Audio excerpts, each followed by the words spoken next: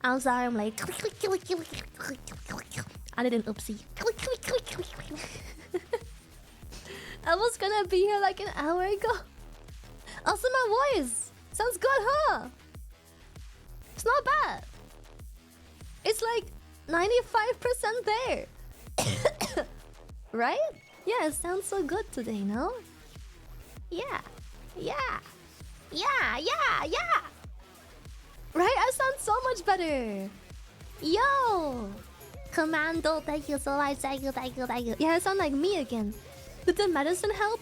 My medicine is not fucking here. I was expecting... What day is today? Thursday. I was expecting my medicine to drop 2 nights ago. Yeah. Lily, you sound just as beautiful as the first time I met you. So cute. Thank you, Brad. Thank you, thank you, thank you. Thank you so much. Thank you. We're sounding good, right? Yeah. Seems like Lily's passing the egg on to me. Good afternoon, Stinky. Hello, Hope you're Seth. feeling a bit better today. I feel Apart great, from honestly. the cough, you sound very good today. Right? Not that your voice isn't always lovely. Thank you, thank you. Yeah, sound pretty good, huh? Alright, right. Commando, I'm so sorry. Right, it was a tier 2. I had... Oh, what the fuck? Sorry. I have paused the music.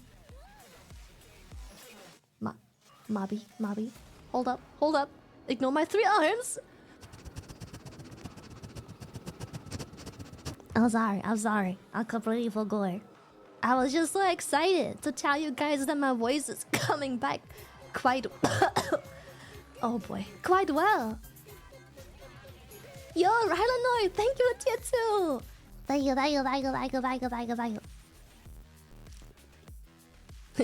Yo, sick, you grew extra arms? How did you figure this out? How do you know, Megan? Meowloid, thank you for tier 3! Holy shit! Thank you for 23 months of tier 2, Rylanoi. Thank you for 27 months of tier 3, Meowloid. The double Nors. Today's cyberpunk music? Dude, it sounds like it, right? It's a Nikkei soundtrack. It's from oh shit. From the Red Hood. Is that from the Red Hood event? No, it's not from the Red Hood event. What was it? Moran's event? It's a Moran's event. Yeah, it's called Dirty Backyard. Yeah. But yeah, it sounds like cyberpunk. It has, oh god, the energy is so good.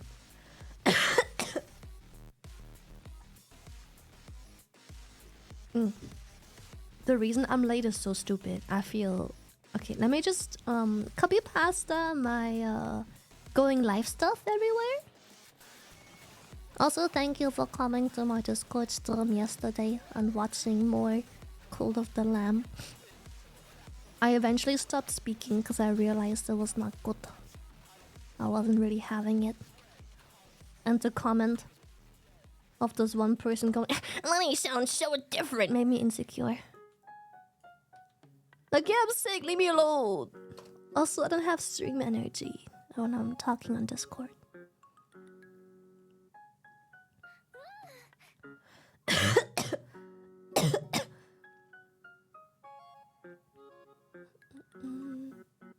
Oh, I drank plenty of water today. Water bottle is right here as well.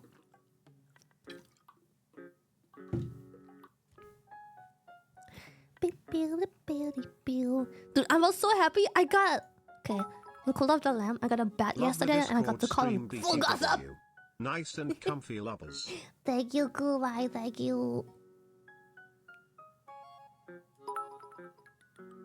Hello, Lily. You are sounding much better. Right? Hopefully I no sound more so Ricky good Sucky today. Soon, shy hug. Like, oh, it's not quite there yet, but it's like 95% there. I sound really good today. Hey, Lily, how's our stinker doing? Amazing. Also, thanks Thank you for convincing me to buy Cult of the Lamb. I'm having so much fun playing it. It's so Shiny good. love. And I swear it has tons of replay value. Well, I mean, I guess it depends on what you're looking for in terms of replay. But I swear it has replay value. And it can be super cozy and can just be like a cute little life sim. The wink in the Twitter thumb is making me feel things. Shy love. I am glad. Hold up, let me shower real quick. Hey Lily, putting together a gaming chair and... Oh shit! What gaming chair you got? There's like a couple very well-known brands. Do you know what my biggest disappointment in purchases is? At the moment? I have this mesh chair. I got convinced by chat and friends to get this very expensive 800 fucking euros Herman Miller chair. Hey Lily, why do you look French today? A little sus, French? raised eyebrow. I look French today. A baguette. Are you going to finish that croissant? So I bought this Herman Miller chair, and honestly, I think it's probably good, but I think I got the wrong chair. Cause I think what's important for me is the way I sit on a chair. And this chair just isn't... This chair just can't do that. And now my cat basically has a glorified 800 euro sitting surface.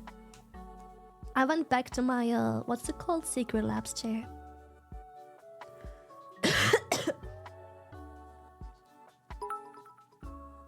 Hi, please adopt me and you lovely today. Thank you, Jack. You know what I don't like about this Herman Miller chair? I think the chair is great. I just want to point this out. If all you do is sit with your feet on the ground, office chair position, which it is designed for, which is probably good, right? But I'm gonna tell you why I don't like it. And I don't think it's the chair's fault. I think this chair is great if you use it for what it's designed to. It's probably worth every single euro. Beep beep. Beep beep. Beep beep. Beep beep. Never mind. Beep beep. Rada rada. Rada rada rada. Rada rada. Radar rada rada. Rada rada rada. Rada rada. Rada. Rada rada. The fucking wheeze, bro. I just wanna sing along. Just wanna toot along. He'll take it over my IKEA swivel chair. Sure, surely.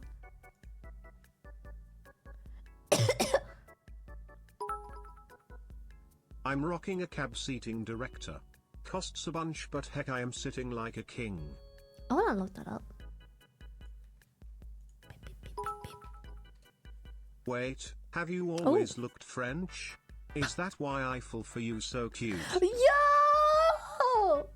That one was... Okay, I'll give you that one. It's called an X-Rocker chair. I'd if that's a good brand, but it's got more bells and whistles than I know what to do with. Cost about $400 Canadian. Yo, Blue, thank you for tier 2! How much dick you suck today? Is that the reason you cough so much? Yes, I suck dick all day, every day. I get so much fucking dick, bro. Every time I tell people I play World of Warcraft, oh my god, I get them so hard. And when I tell them I play retail World of Warcraft, oh, it's on, dude. Dicks, left, right, center, in front of me, below me. There's fucking raining dicks, bro. I don't know what to do with all these dicks. It's just dick fucking heaven. It's just like everywhere I go is fucking dicks. I'm stepping on fucking balls, bro. Fucking, I don't know what to do. I turn around, boom, dick in my face. It's like, oh my god, suffering from success, dude. Yeah. I cough so much because I've just been deep-throating dicks all week. I'm glad you had the observation skills to figure this out all by yourself. Speaking of dicks left and right, tomorrow I am making my friends wake up at 6 fucking a.m. again to play World of Warcraft with me. Isn't that nice?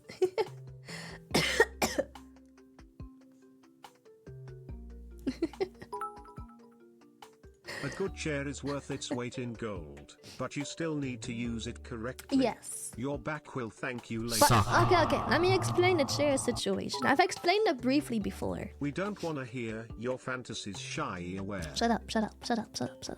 Okay, I'm gonna come out. Are you ready? Are you ready for me to come out?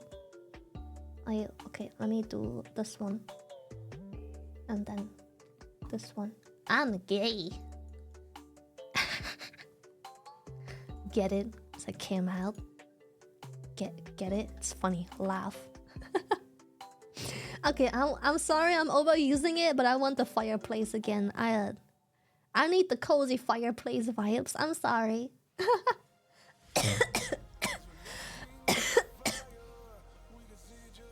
Yeah, we got jammies. I figured why not. Also, look at your cute faces. Mimi. Cute. Wah.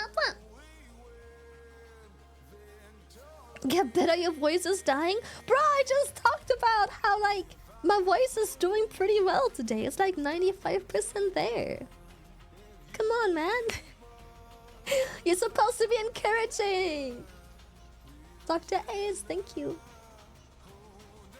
Recover harder, get better now. Hello, I smoochies you. Mwah.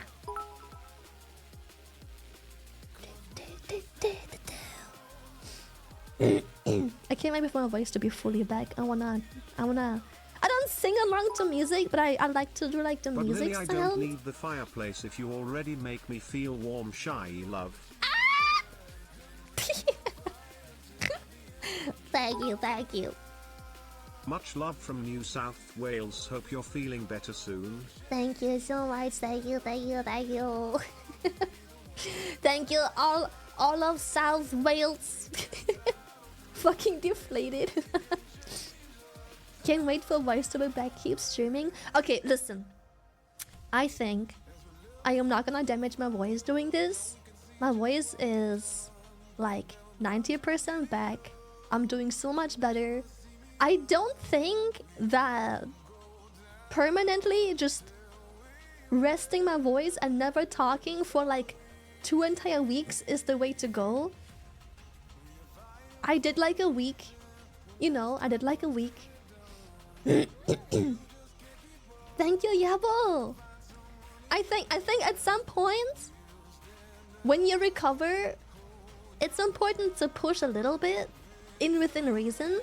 You know when you break a leg and when it's still in the phase of like it's healed-ish but it's still hurting, you already have to do like therapy to like move and whatnot.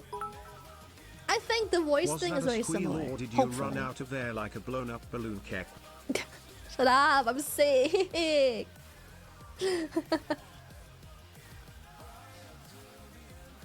Yeah, I think at some point in moderation it's important to push a little bit.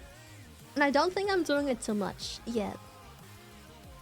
Again, hindsight is 2020. If my voice gets fucked and changes because I pushed too hard, I'll know better for the future. But I don't think that will happen. Be my mama, bro.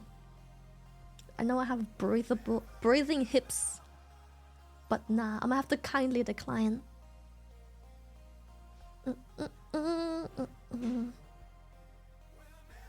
Yes, the sound of health. Lily gets deep ara voice permanently. I'm not sure. I might have like a weird existential crisis if my voice was to forever change again. I'm not sure how much I can do this anymore.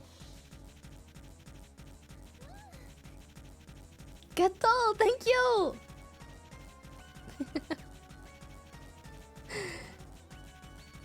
And like nothing against deep voices, but it's just like, I don't know, all my life this has been kind of my identity, whatever I do sound like. And then looking back and just sounding different, it's always weird. My old voice, it was a bit cleaner, higher in a way. I don't know how to explain it. I don't know how to explain it. I think there was definitely I pushed a bit Should have gone with the ASMR whisper voice to save on the throat. Kek. Okay. Thank you so much for the tier 3, my Korean friend. Thank you for the tier 3, 21 months. Thank you, thank you.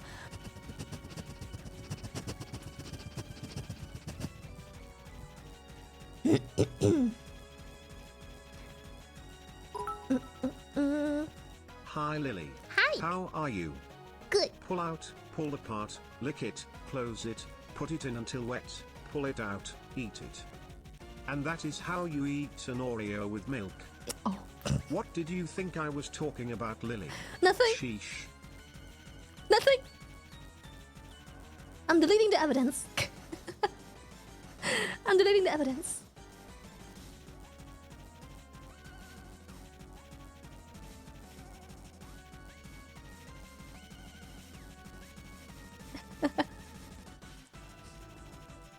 Also, I just want you to know that again, my voice changed for 2 different reasons. Well, I guess technically 3, depending on how far you go back to my streams. 3 different reasons. Or well, 4. 1, I grew the fuck up.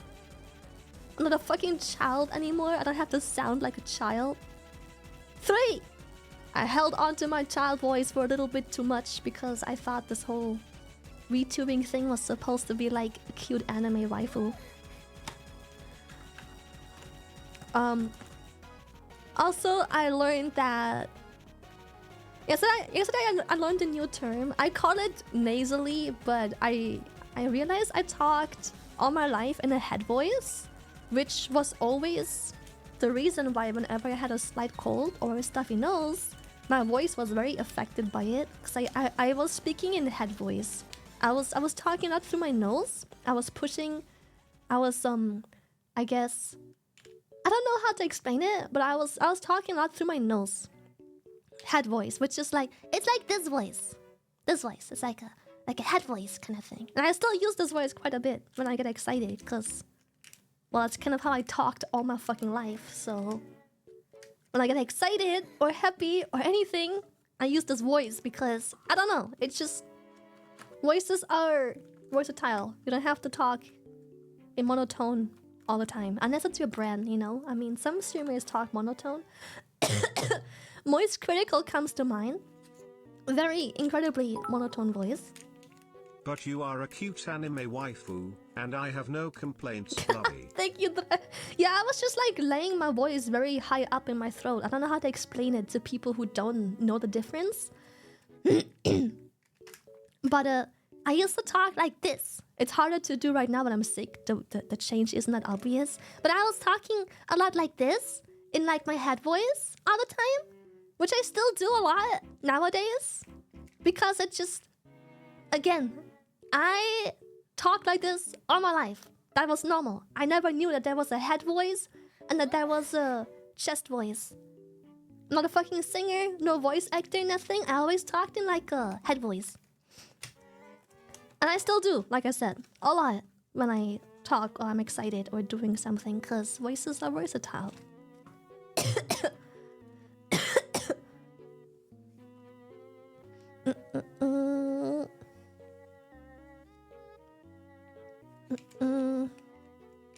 It's new to me as well. But yeah, nowadays my voice has more bass, but also another thing is, again, I grew up. I learned the fact that I used my head voice too much, which is probably also why I struggled so much to talk for a long time, and I struggled so much to speak up, because when you talk in your head voice, you hit the limit of how loud you can go without being squeaky and screaming and screeching. With chest voice, you can just like, you know when people scream, it's like ah, instead of ah, you know. And then also, I think I damaged my voice quite a bit when pushing through a lot of my talking, streaming career. Because again, when I talked with my head voice, like I always did, I got tired very quickly, like an hour or two into stream. I was getting very hoarse and it was very painful to talk, but I just kept pushing through it because Mama didn't raise no quitter.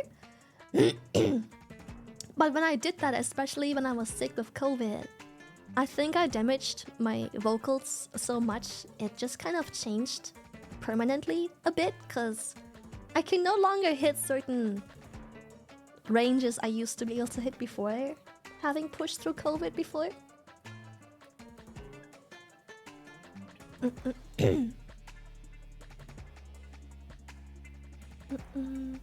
Yeah, chest voice has so much resonance, it's really good.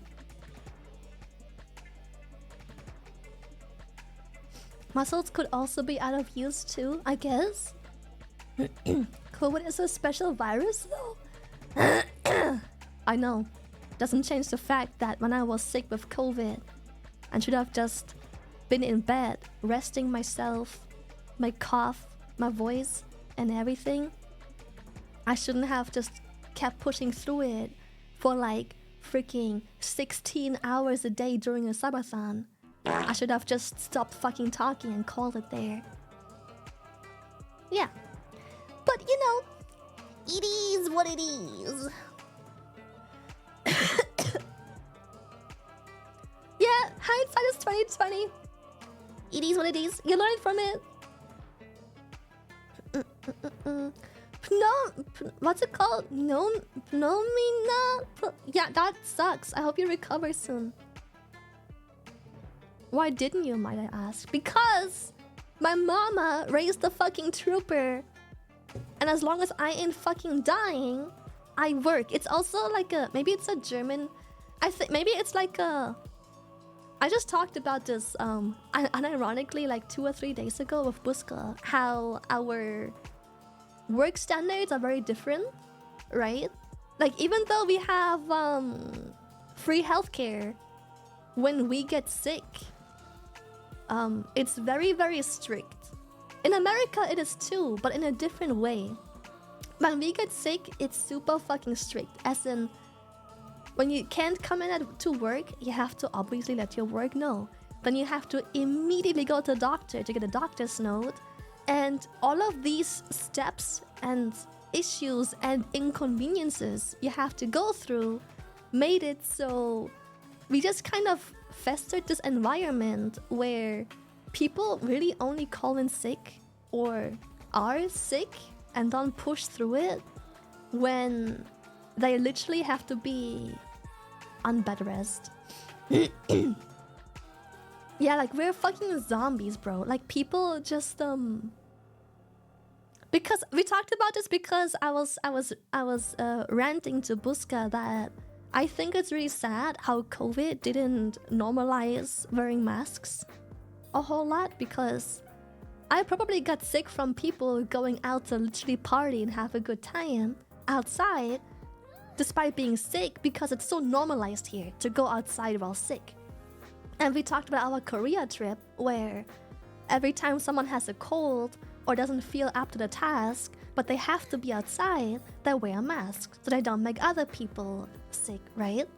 But it's so normalized to be sick and just iPad, kid, cough, open mouth everywhere, just in the grocery store and just infect everyone else. And I think that's why we have such a big issues with like sick waves and viruses, because yeah, we are just so... our stupid ass culture normalized it so much that we exist while sick. As long as we aren't tied to the bed in a hospital, we normalize being sick so much. Yeah, consideration is so like, yikes. And so yeah, I was ranting how I'm really sad that this is the case, because it sucks. It shouldn't be the case. It's stupid. The years is crazy. I wear masks and when sick and people act like I'm crazy for it. Not at all. I don't think you are. I am one of the people that I don't care what other people or freedom cacas have to say about this. I think it is nothing but respectful to wear a mask when you are sick, but you have to be out and about for whatever reasons and responsibilities. I think that should be normalized. I think that's very good. Yeah. It should be a standard. And I'm sad it isn't in our like cultures as much of a standard. Cause it's just sad. Like when my cleaning lady comes over, bless her heart, and she is sick, I really wish she would wear a mask. Cause like, lady, I think you're beautiful. I love you with all my heart. But there's just something cringy inside of me when she's over and I just hear the whole time.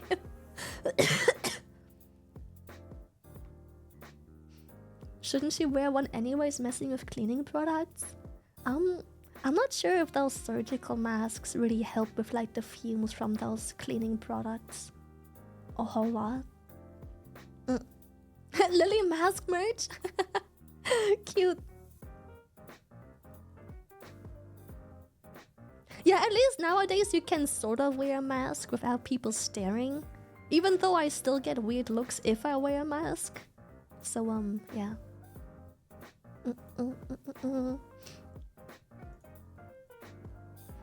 I went to a community once with older people and no one wore a mask at all during pandemic. I asked why and one said we are old already. We're gonna die soon one way or another.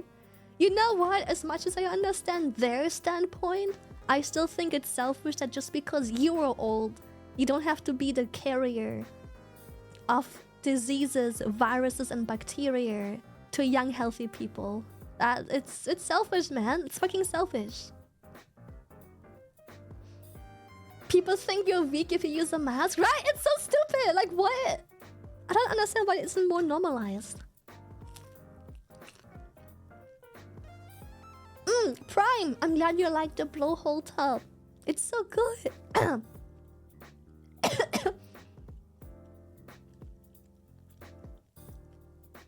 I had a lady at my job demand to know why I was wearing a mask. What the fuck? You know what's crazy? Even if your voice is a tad different now, it's still you, and to me that's all that matters, lovers. Same. Your accent shines through nicely and it's one of many things I adore about you and your voice. Your voice sounds like it good as even when you're sick. Thank you. You know what's crazy to me? Those people, right? Sorry, I'm eating. It's my first meal today. It's fucking 6 p.m. and this is my breakfast. I was raised in such a way that unless I am unable to function properly, I am going to work or school. Same. Last year at work, I didn't take a single sick day. Yeah. I had years where I wasn't sick for a single sick day, but I was sick. Trust me, I was sick. I was sick, but I didn't take a sick day because I was functioning sort of still. Oh my god, I can't open the fucking mayonnaise! I'm sorry for screaming, I was just so frustrated. Oh. Okay.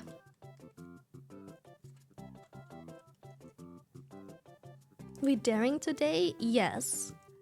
I'm trying to go back to a normal life after being sick. So hopefully the sickness dissipates quickly because I'm acting normal again.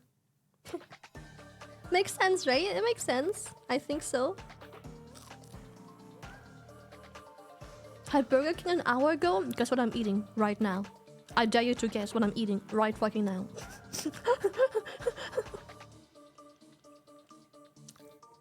McDonald's. A sandwich. I'm literally having Burger King chicken nuggets right now.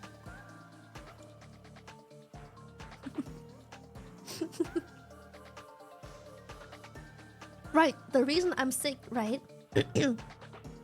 Not the reason I'm sick, what the fuck? The reason I'm sick is because I touched grass. End of story. Don't touch grass, kids. The reason I'm late is because I woke up, eventually got hungry. I ordered breakfast. I ordered Subway, I think. I wanted brekkie. I wanted like a sandwich or something. And I don't know what happened, but somehow I didn't finish my order. I don't know. I'm cooked or something. I don't know what happened. But I didn't actually follow through with my order. I didn't finish my order. And so like 2 hours later, like sometimes food takes a long time to get here. But I'm like, dude, I just want to eat and stream. I just want to eat and stream. An hour later, I'm like, it should be here any moment. Sometimes they're very late. Sometimes they're busy, super late, whatever. An hour and a half later, I get like weird. Buska's like, where is your food, bro? I'm like, I don't know. So I check, and there's no order. I somehow went through the whole process of picking my food and everything, just to apparently not check out with my order. I don't know what the fuck happened. I don't know what happened. I've been waiting 2 fucking hours for my breakfast just to realize I never ordered. So I'm like, you know what? Fuck, I have to stream. It's so late. Yeah, I missed the 1 crucial step. Pulse it, thank you. The satisfaction of just ordering. You know what? I used to live a humble life where I almost never order takeout. Those times change. Takeout is like 60% of my diet nowadays. I can't help it. But I realized I can cook. Shut up! I can. I cooked for myself the entire time I was sick. I still cook. But I realized the money I spent extra compared to cooking for myself is minimal compared to the amount of extra freedom, time, and convenience I get out of my day. So yeah, I would say 60 to 70% of my week is takeout. That's almost as bad as that one time when I ordered food in hopes of it arriving to my workplace in time for lunch. I get the notification that my food's arrived, but it's there. I double check the address and it was at my house. No! Oh, that fucking sucks. Rich people problems? I don't know where you live, but cooking as a single person compared to having 1 meal of takeout 4 times a week, I don't know if I would call that rich people problems. I don't understand. Alright, the tier 3. Oh, right. I'm so sorry. I'm so sorry. I'm so sorry. Ferris, thank you for the tier 3.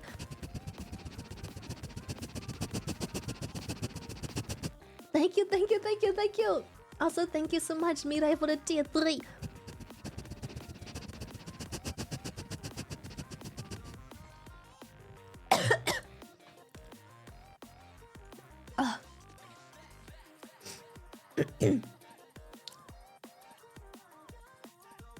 It is $40 a week for meals for the week versus 80 for takeout. I don't know. Where do you have to spend $40 a week to just eat?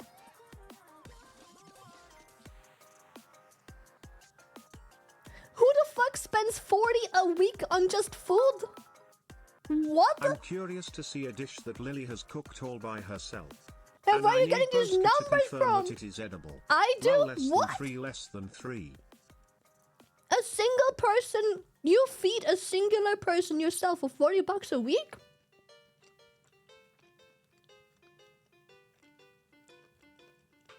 Damn, Darkblade, you crazy.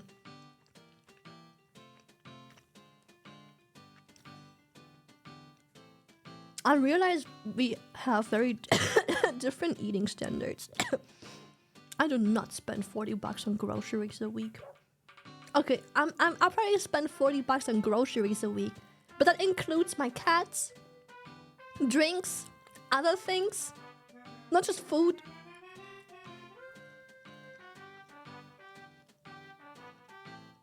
Damn.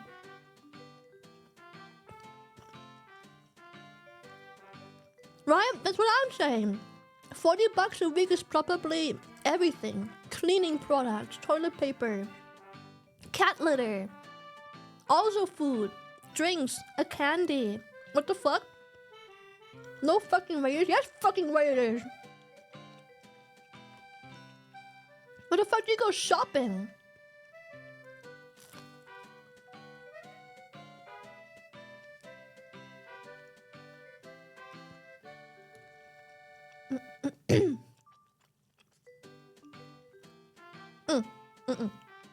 Family of 3, I fully agree. That is reasonable. 200 a week for a family of 3, I think is reasonable. When you have family, responsibilities and needs change a lot as well. A family of 3 doesn't just use 3 times the amount of groceries. There's so much more attached to it. I think it's very reasonable.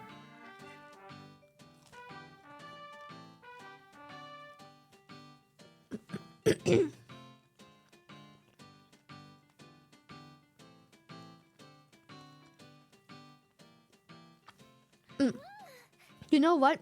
Shorka is right. Weight plays a huge role. I weigh like 50 kilos and I eat 1 meal a day. I think our standard of how much we pay a week changes significantly if you keep this in mind.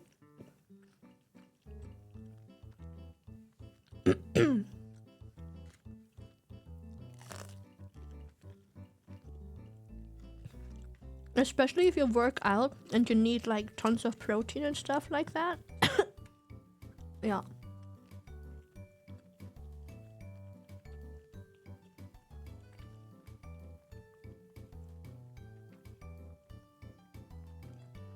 If I lived on a lily diet, I'll perish in 2 weeks. I'm eating chicken nuggets. 6 chicken nuggets. Dude, no, thank you.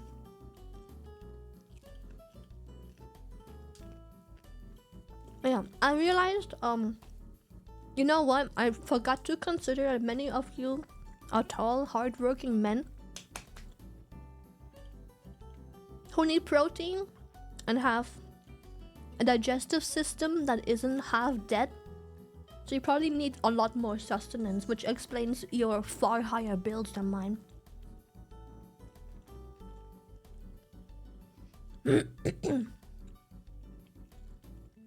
Not hardly working, hard working.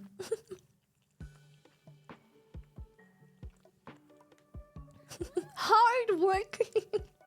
And you need more energy. Emotional damage. Hard while working? Hyper.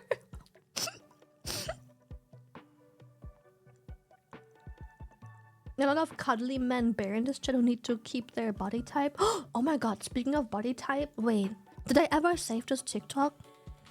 Oh, I think I found a TikTok that I think many of you will like, and it will be a huge confidence boost.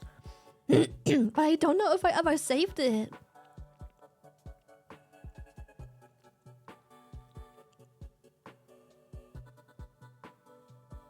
Let me see if I ever saved that.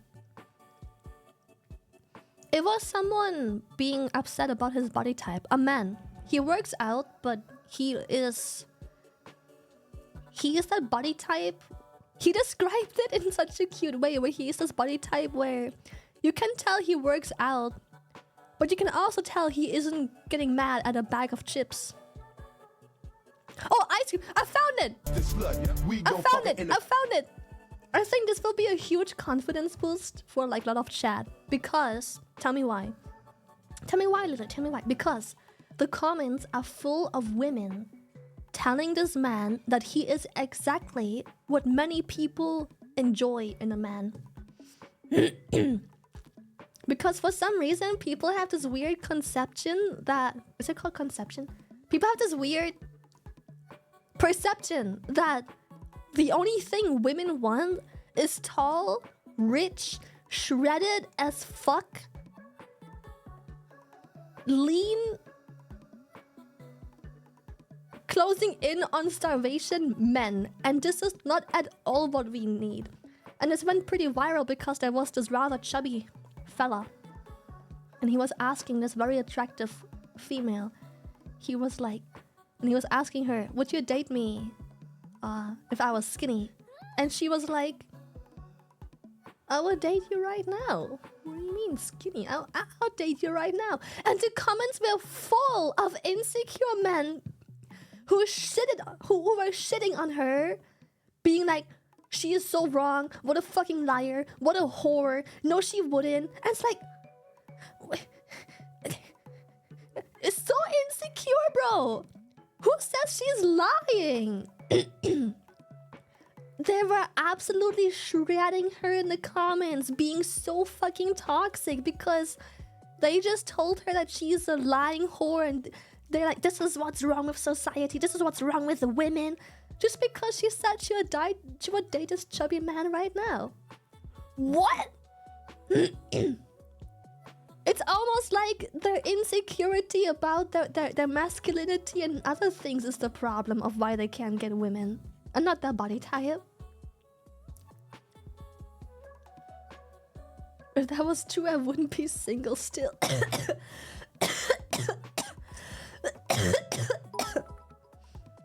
Lily, let me be real with you. You're my confidence boost. Fluffy! He's so cute.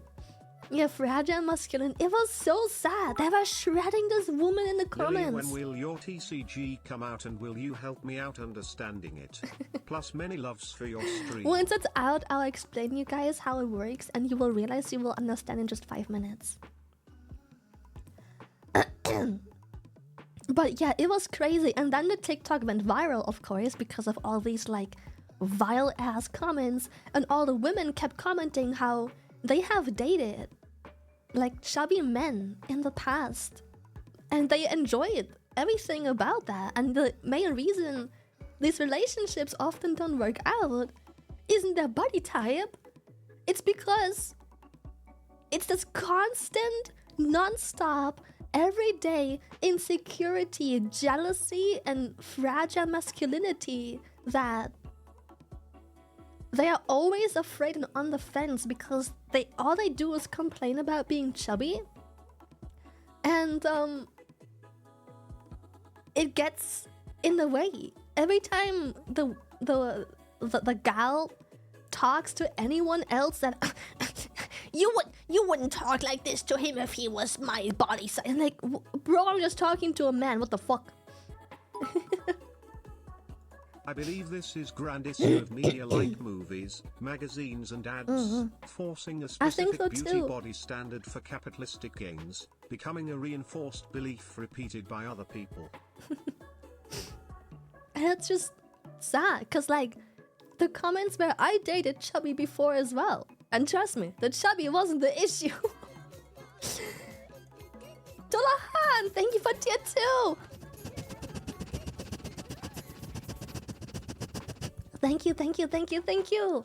But yeah, there were many issues, but chubby wasn't one of them.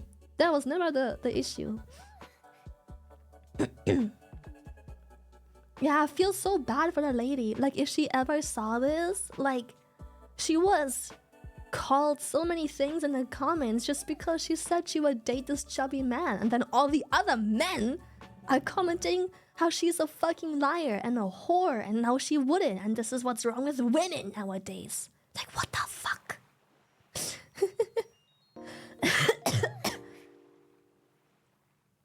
It was so sad. And then I'm glad this TikTok became really viral after, because a lot of women were commenting being like, what the fuck is wrong with the men in these comments? Like, my hubby is chubby and this is the least of my concerns. Like, in fact, I love it. There's many preferences to many body types. I've had a larger dad bot all my life growing up, but I found someone back in high school who liked me for me. 10 years later, we're engaged and just had our own little shrimpy last month. Oh shit! What the fuck? Congrats, man! Dude! Thank you, thank you, thank you. They probably had the bad experience and generalized. Dude, here's the thing that men and women keep doing wrong. Every guy always says... This can be proven further by human behavior throughout ages. Chubby was attractive before as it meant rich. Literal sickness because stories romanticized them. Small dicks as they meant purity and wisdom. All human perception.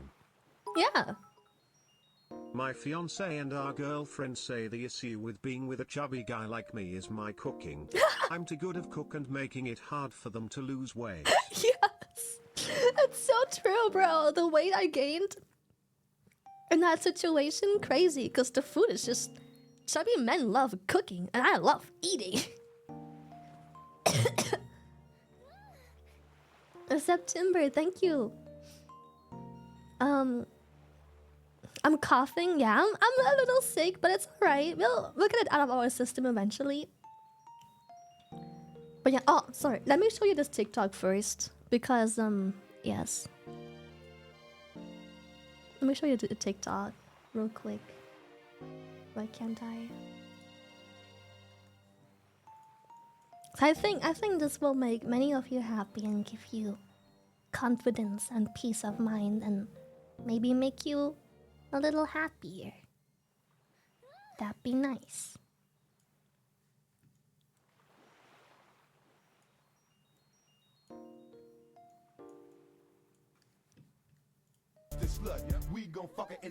Look. It's like, but he's got the belly. He's got like the jiggle. It's got blop blop. And the comments are so of my weight is my positive. homemade pasta. I can empathize with that. Yeah, he got the schmoes, and you can tell that he's attractive because it's a confidence issue. Like, his confidence and like the way he carries is so like, you just love him without knowing him. I wanna lie on him, that's how you can tell he's attractive? Exactly! Yeah, he's looking good. He's looking amazing. Like, yeah, you can tell he's on the bigger side. Maybe not chubby, but you can tell he's on the bigger side. And all the comments are so positive, and all the top comments are women. Mariah, Boo, Lily, Caitlin, Abigail. It's all the top comments. Jana, Alyssa. They're all women. And they're all just like top-rated comments just being like, you're fucking perfect. You are a little teddy bear. This is the perfect body shape. I'm a dude now. Give him a smooch.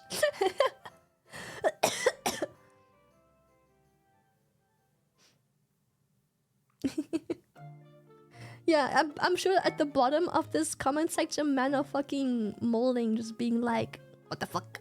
Unattractive. What the fuck? No one will ever date you. Go have sex.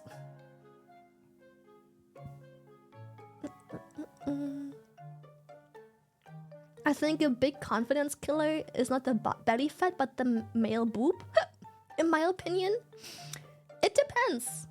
I think it's the same. I think you can say the same thing about women when they have a lot of ass, but the ass is just kind of like flatly hanging there. It's just like a bag rather than a plum. You could say the same, but you can work this out very quickly. This has always been the weird thing about the beauty standards for both genders to me. The other gender more often than not really just doesn't care, has a variety of preferences. It's always just the own gender that seems to hate like crazy. Yeah. There's so many preferences. Like, I'm pretty sure some people find me incredibly unattractive because I am not chubby.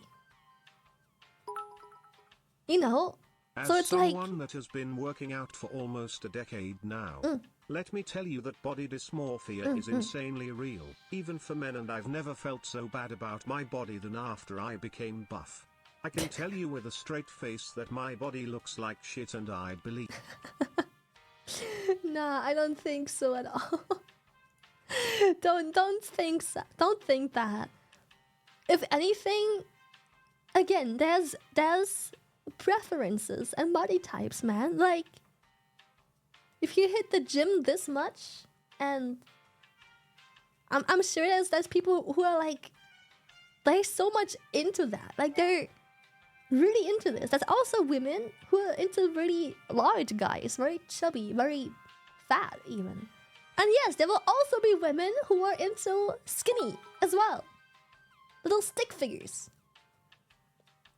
Preferences will always be a thing, but you know, you shouldn't dismiss yourself just because someone doesn't think of your body type as attractive. I'm jacked as fuck and still think I'm fat. No, don't do that. Don't think that.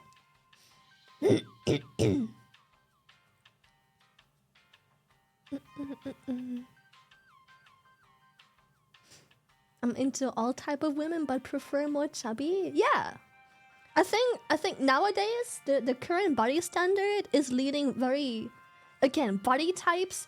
I swear when I grew up, the only attractive body type that were for women were anorexic. I've chosen to risk tubers instead, Kappa. Smooth. When I grew up and I saw a magazine while sitting on the toilet or in the ads or anything, the body type back then was all about anorexic women, basically, with fat plastic titties. Be as skinny as can be, make them ribs show, have that hip bone poke out, but have big fat plastic titties. When I grew up, that was over every magazine, every ad, every car ad, every movie. Didn't matter what. Nowadays, I feel within just such a short amount of time, I feel like the public beauty standard for women has become chubbier. Here is an analogy I love about things like this. If you hate banana, does that make banana bad? No, banana is banana. Some people like, some hate. In the end, Exactly. banana can be just banana. Exactly. So it's like, you know, it's changed so much. Like thick, yeah, thick. Like nowadays, I would say the beauty standard is thick girls. You don't want to see the hip bone. You want to make sure that no matter what, you don't want to see a hip bone. You don't want to see ribs. You want to make sure that there's a healthy amount of jiggle around your thighs and ass and hips. I feel like thick has become the new standard, where it's like, you don't want the hip bone to be poking out. You just want it to be a round, like, pokeable shape.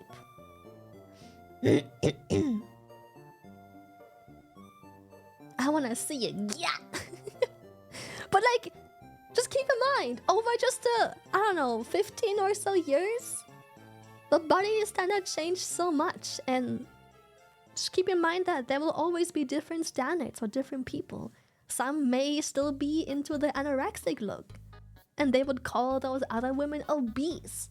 Other people know the difference between thick and obese, and they're like, I like thick. Other people might like fat. Update chair has been set up, it doesn't adjust and it's a little short for my desk. Oh no. Would probably be the perfect height for you, I think. It can't adjust. Didn't you say it was like a $300 or so chair? No way it can't be adjusted.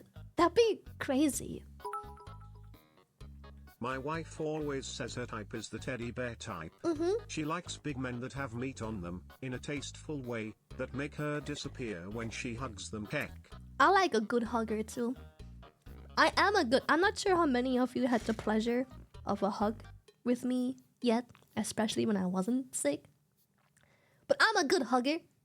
I'm a very good hugger. I'm very proud of that statement. When my friends call me a good hugger, I'm very proud of that. I don't hug, I embrace.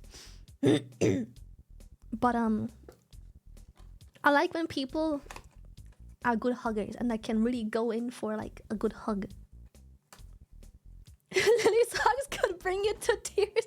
I hate it. I take pride in my hugs, cause nothing feels worse than a half-ass hug. If I go to hug someone and they won't even bother properly putting like their arms around me, and I can barely like feel. The only thing I can feel is like the collarbone and fingertips. I'm like, ew, go away from me, bro. I am on the skinny side. Positive suits Same. just fit naturally.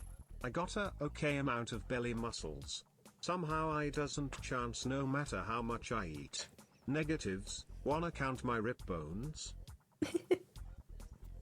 Well, luckily, my rib bones are only really visible when I'm sitting up. When I'm like standing up very straight. When I'm not slouching, yeah, you can tell when my rib starts. There's a very... But, you know, I'm thick.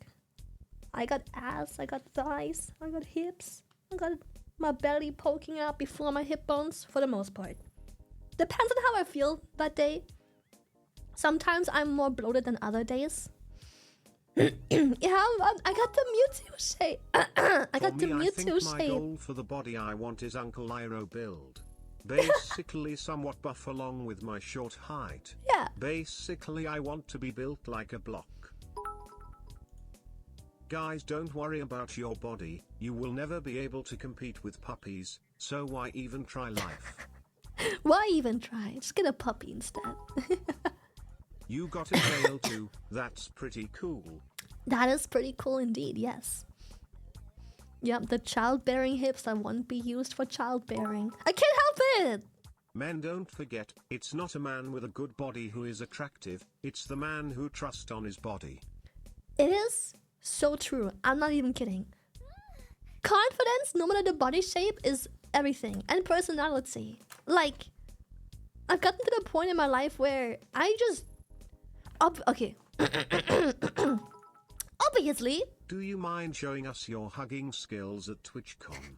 I'm gonna be honest, I will not hug every single person coming along. But every once in a while, people had the pleasure of a hug. Oh.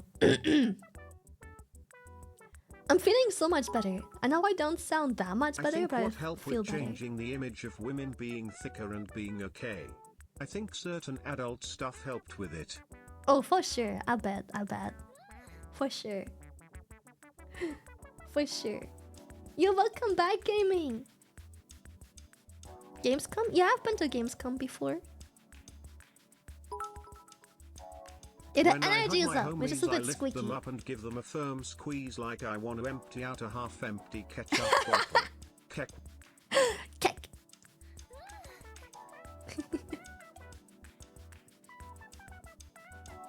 Yes, soon I'll be 100% better, surely.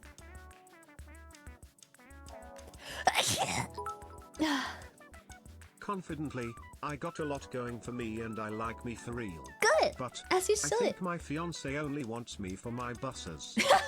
And she still got my Lily hoodie too, bro. Am I being used? You are not getting that back.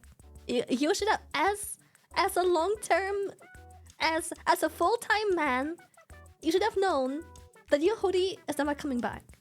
That was your mistake right there, sir. Also, thank you for the bless you. Thank you. I've lost all my identity. My sneezes are normal. That's very normal. Yeah, that's her hoodie now. If you only get one hoodie, you're not getting a hoodie for yourself. It's her hoodie. You got her a hoodie. You got her a present. As a man with a thick partner, I love how she looks. I have a friend. He's very skinny. And the love of his life was a very chubby type. It didn't work out for reasons that are very sad, actually. But yes, there's many people who like many body types. Even though she is far larger than him. That was the love of his life, bro. Crazy. And she was attractive, like, yeah.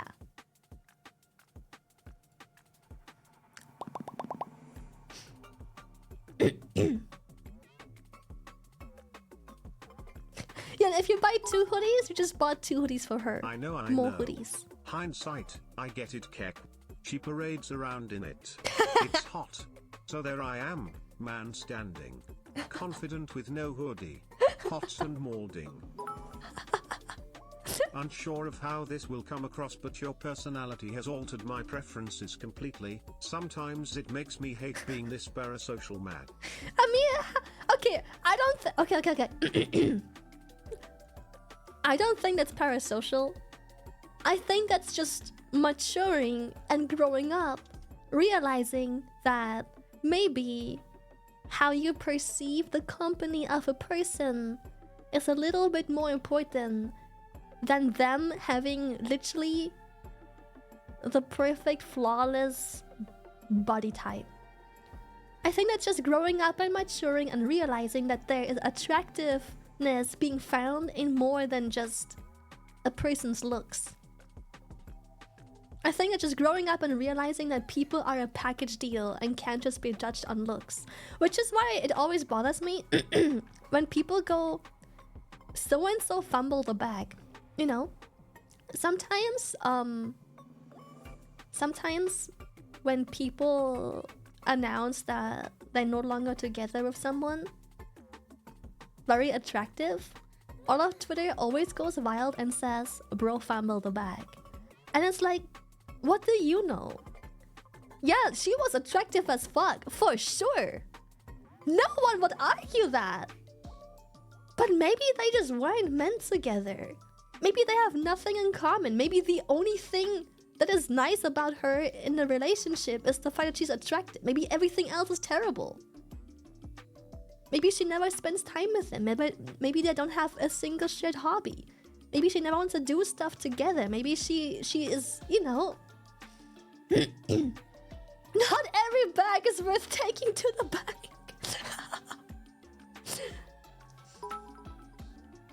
True AF, Lily. Yeah, maybe You she's in your toxic bag as fuck. usual, girl. Why fuck mic off, you spittin'? Ahoy streamers. Sorry I'm late. I was cooking. I make felt pak choy. Minced meat with mozzarella, parmesan, grated mushrooms, onions and garlic on pak choy. That's insane nice. I love tasty. you to tears, but don't make me start choking up right now, cease. I'm sorry. Yeah, maybe she treated him like a toxic piece of shit, man. You never know. Yeah, she was What I hate the attractive. No most one says about forcing otherwise. beauty standards is the human desire to control what we can't, to be a certain way to be attractive to someone, puts us off what's important. Be you, do you, you only control you. You ever have those things where you're like, how the fuck did he end up dating her? Well, maybe it's because there's more to him than just his looks. Maybe she wasn't a shallow little whore. And maybe he just had the confidence to tell a story that is beyond his looks. You know, his personality and everything. You know, like... people are always so toxic, being like, how did he end up dating that? What are you trying to imply? You know... maybe he is very attractive. In more ways than one. Yo, the sub goal! 69 out of 420! Hey, yo!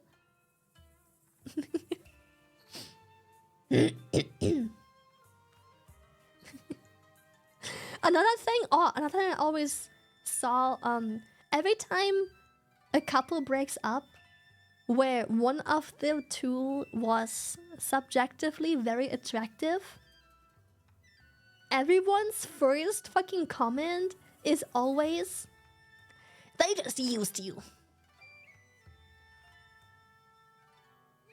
Like, I'm not gonna deny that those things happen, but why is this always the first thing people say?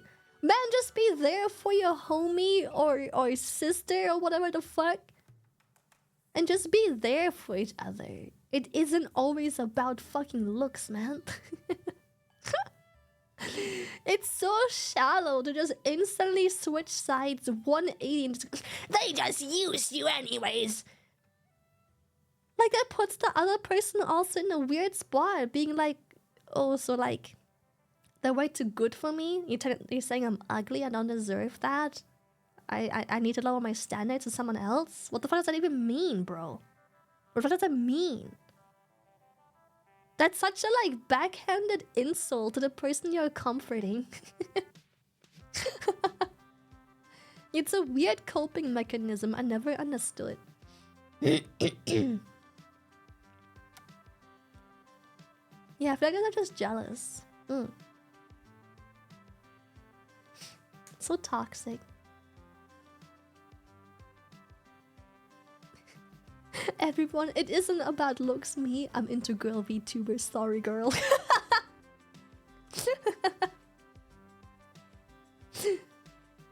Wait, if women don't want me for my looks, do I kill my mewing streak? I was pretty shallow when I was young. I ended up in a bad situation and a bad streak. I think many people had that in the beginning. I was shallow in the beginning too. I told you the story about my first ever relationship. Being a bigger guy myself, I've always been self-conscious about my body and aubergine size thanks to an abusive relationship that made me feel like I was inadequate. But my girlfriend now loves me for me and my personality. See, I'm glad you found someone that isn't a shallow piece of toxic shit. No, but I think many of us have that. I think that's just part of growing up. I think a lot of people that say insecure things are people that were very young and had those shallow relationships because, again, we have no experience or common sense to base things off of. So we just date based on looks, I suppose, and popularity. And so did I. I just grabbed the first most popular jacked as fuck dude. I was just like, I thought that was the solution, just like bagging the popular dude, just like bloop. Then I got cheated on twice. Because I was dumb. I was the opposite when I was young. It has a hole. Count me in, bruh. Yeah, like I said, I was very shallow back then too. Again, I was young. And I think that's okay. But many people get stuck in this mentality. Like, yeah, I was young. All this talk about finding the one that's right for us. When I already found mine. And he's in my mirror right now, Sigma.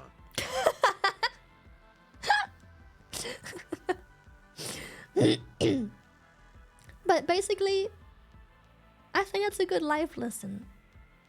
Imagine I would have just been angry at every man ever since that. Imagine little, very young Lily. Little super young Lily that just bagged that popular ripped dude. I found you, Topi Poshi.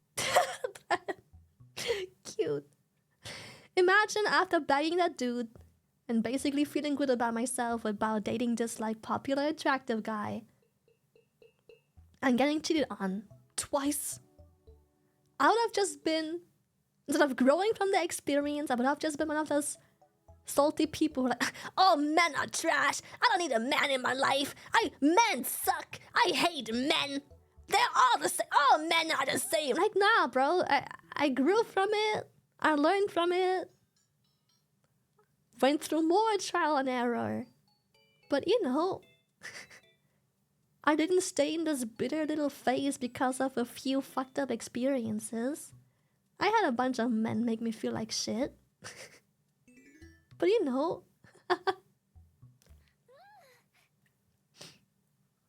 yeah, you just have to mentally grow from it. It's never a wasted time. Like, yeah, I could have also just been bitter and be like, men just waste my time. I hate men.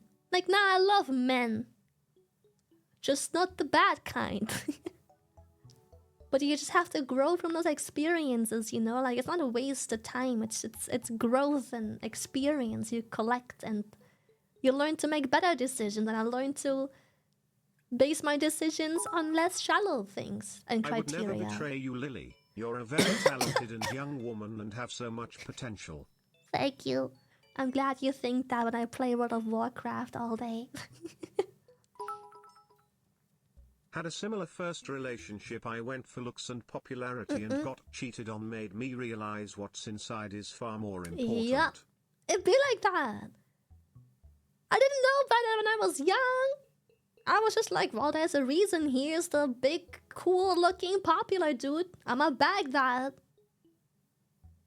Then got cheated on a few years later. And then I was dumb enough to take it back and be like, everyone makes mistakes sometimes. And then got cheated on again. But I didn't let that turn me into like a psychopathic, toxic, controlling, untrusting bitch that hates men. I took it as a learning experience. J-pop, thank you. And it also didn't make it any easier that when I finally made it very clear that I am not continuing this cheat on me and I forgive you so you can fall back to me game. I talked to you guys on already that this is the dude that tried to commit suicide when I finally pulled out of that stupid manipulative game. I didn't make it better either. Now I felt bad. Now I felt guilty. Cause like someone's life, now I feel like I'm playing with people's lives. Because he cheated, he made me feel guilty. Ah. Good to see you again, Lily. Hope Hello, you're YOLO. recovering well.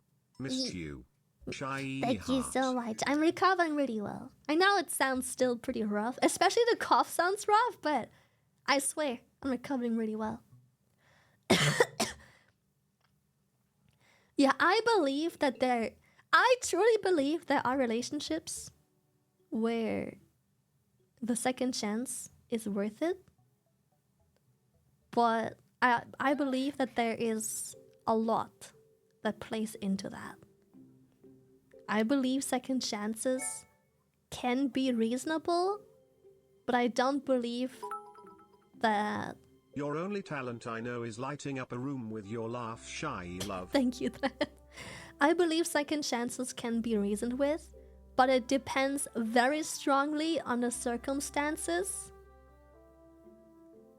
And the circumstances and the stars probably don't align 99.9% of the time. Yeah, it was the guy I keylogged. Okay, yes! Okay. Guilty? Yes. When I suspected he cheated, he refused to fess up. So I took matters into my own hands. And I installed a keylogger on his PC, which would send me, well, it's a keylogger. It sends you the key inputs. I knew he was cheating, but for some reason I thought I had to have proof before I'm legally allowed to break up or whatever. I don't know. I was young and dumb, man. Cut me some slack. I was young and dumb. Cut me some slack, man. Basically, I found messages, but that didn't have his name. But he had a very particular way of typing, and I knew it was him. Cause no way two people that know the same woman I know type that way. Nuh-uh. He had a very unique way of typing. And so I told him that this is him.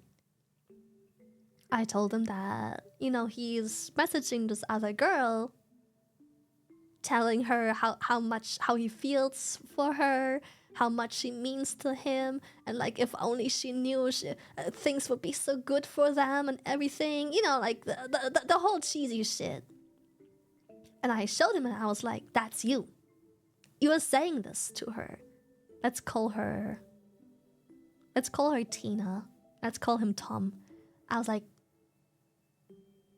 because Tina was posting these messages. She was like, yo, look at this, so cute. And then that's how I found out. Call him Eric? No, Eric is a nice name. I don't want to call him Eric.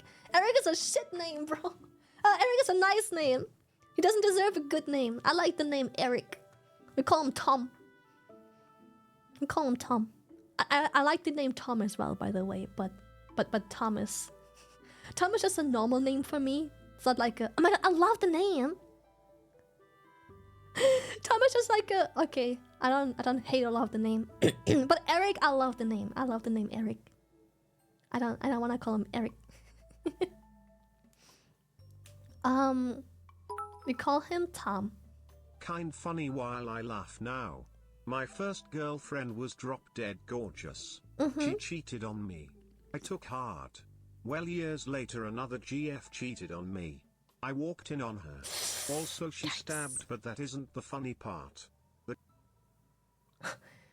What the funny part? The guy my ex was sleeping with was my first girlfriend that cheated on my fiance. You just proposed a week before. Holy shit, Karma. What the fuck? What the fuck? What the fuck stabbed me? What? Like, she stabbed you?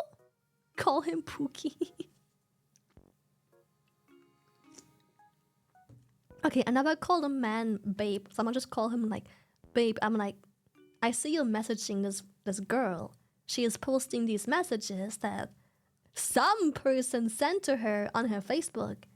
And I recognize that writing. That's your writing. And I know that he hangs out with her a lot.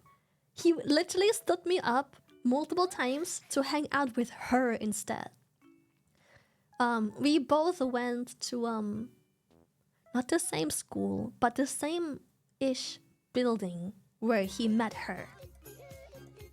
Patrick, thank you for the tier 3. Thank you.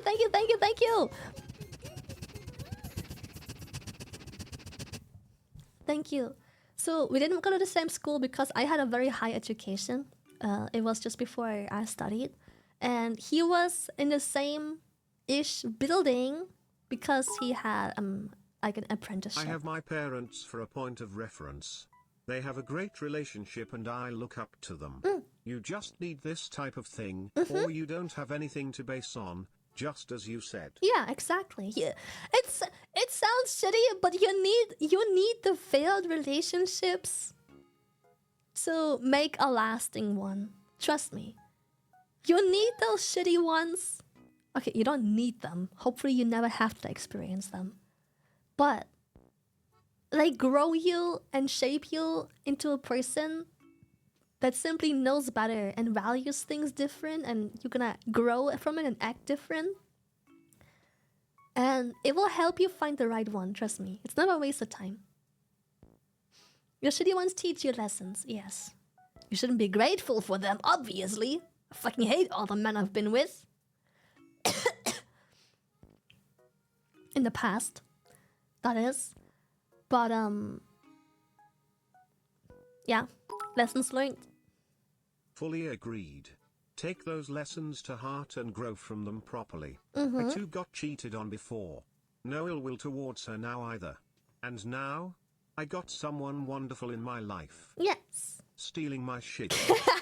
Her shit. Yeah, Sorry. her shit. What the fuck? What do you mean stealing? It's hers. Stop looking at her stuff like that. No, but like I said, again, so I saw those messages from this girl that he spends way too much time with. I was also quite jealous at the time. Again, I was young, I didn't know better. And I guess, in a way, I had a hunch that this man wasn't quite as loyal as he should have been. I guess something in me just always knew. Anyways, I had this hunch that he's spending a bit too much time getting a bit too close to this other female. I don't mind females in my life. I love women. But I felt like I was the third wheel because he would make time for her instead of me.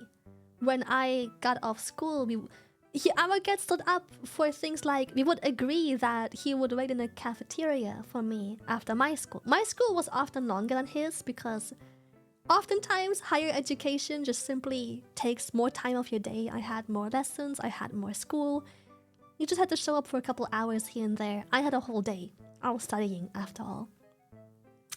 Yeah, you can kind of tell when people get too close. And he was like, well, I'm off just like 40 minutes before that, and I still have to eat. I'll wait in the cafeteria for you, and then we can go home together because we lived in the same town. Had to take the same public transport and everything. But then he would stand me up like 10 minutes before I would come out. He would be like, "Oh, never mind. I'm going home with what did we name her? Tina. Never mind. I'm gonna leave already. I'm going home with Tina. Percolator, thank you. Thank you for the raid." And I was like, bro, but I was more like, whatever. Rude, and I felt shitty about it, but I was more like, whatever.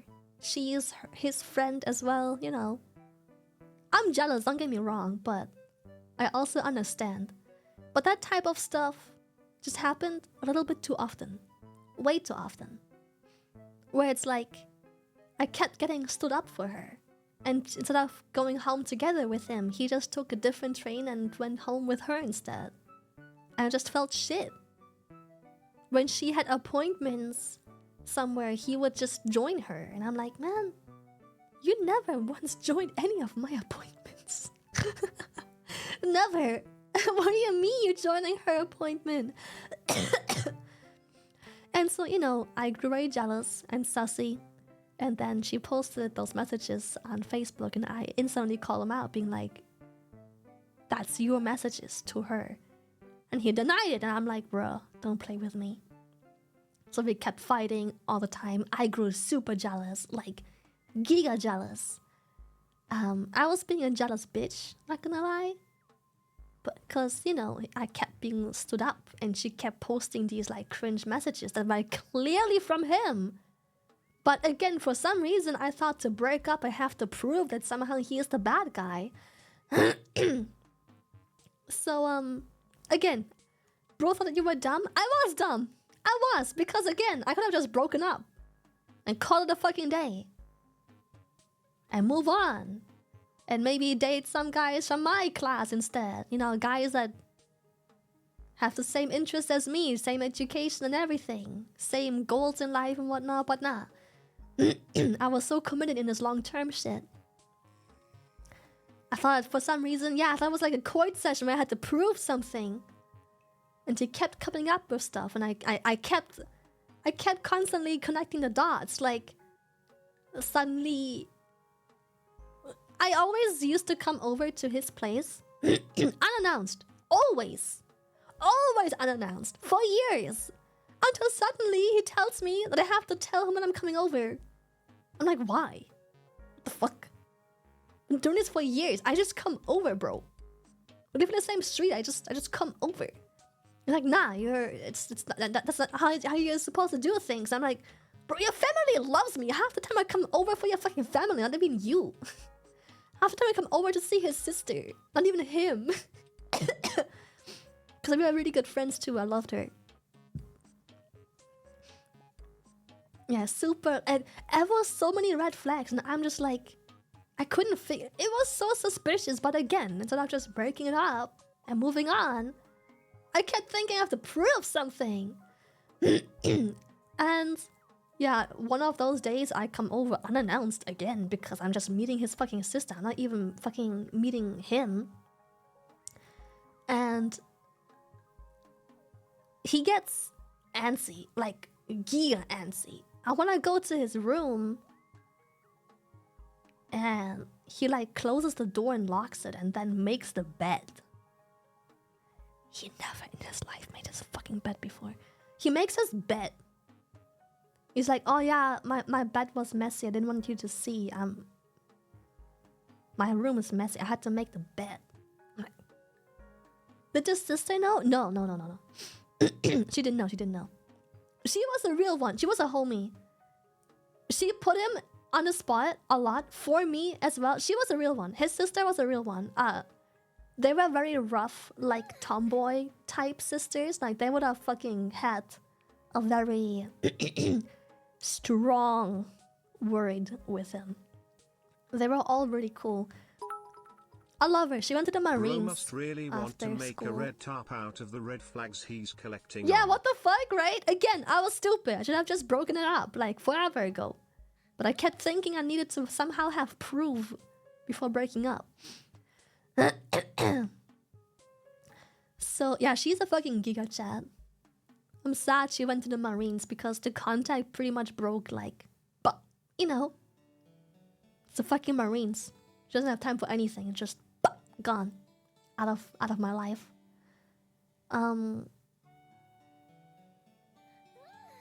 So again, I don't know if she was over, but eventually he admitted to his sister that she was indeed over. But nothing happened, and I'm just unreasonably jealous, right? Rather dating the sister than okay. Right? So, again, shouldn't have done that. That is a huge legal breach. But I installed a keylogger on his PC. Again, I was over to his place a lot. His PC was never locked, but he always locked out of everything. But it was never like password locked, his PC. So I installed a keylogger. And I simply waited for this girl that I was suspecting to post one of those Facebook thingies again. And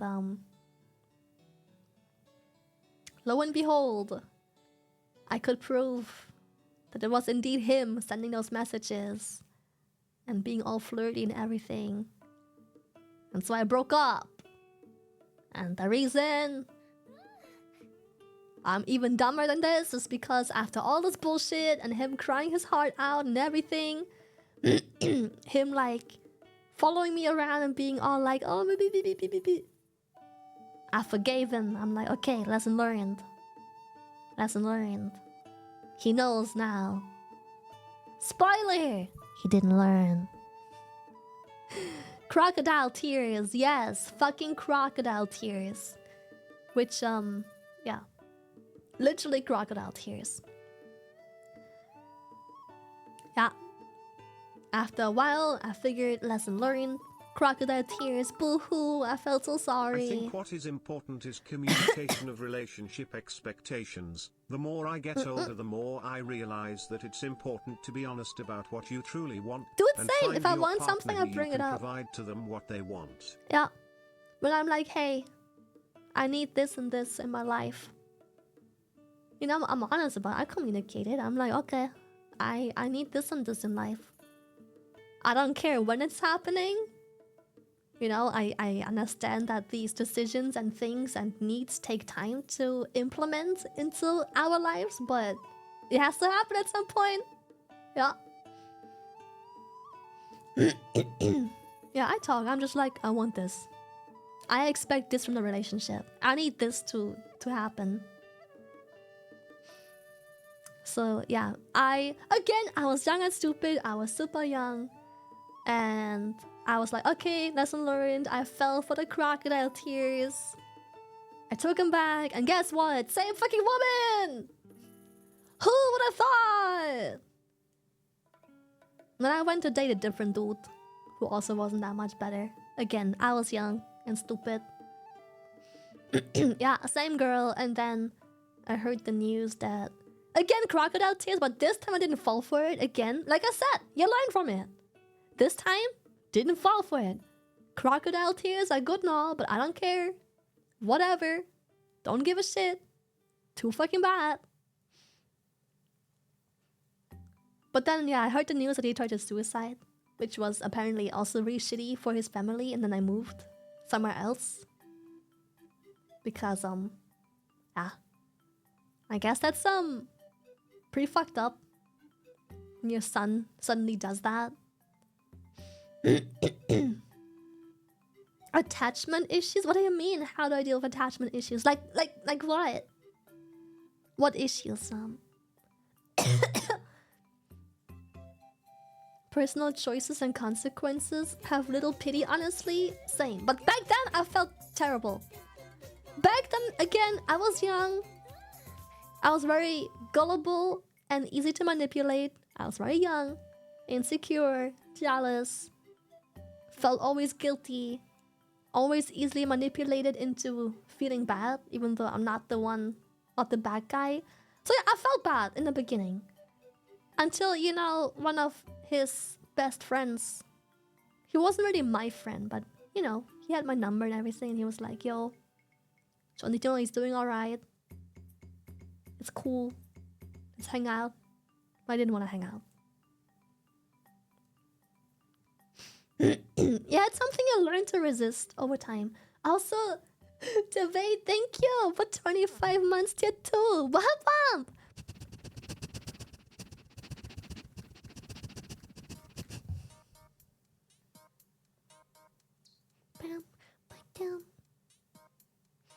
Wait, I don't know what you meant with attachment issues. Did you clarify yet? Did I miss the clarification?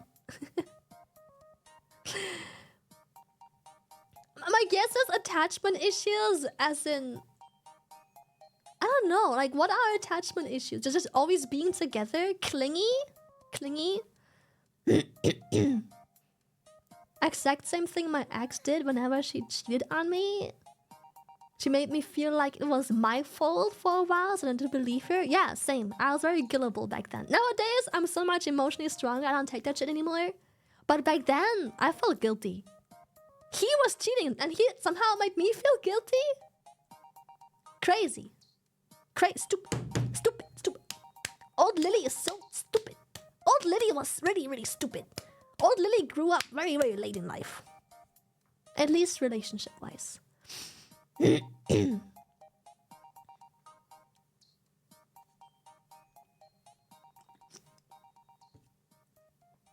Yeah, old Lily was very dumb.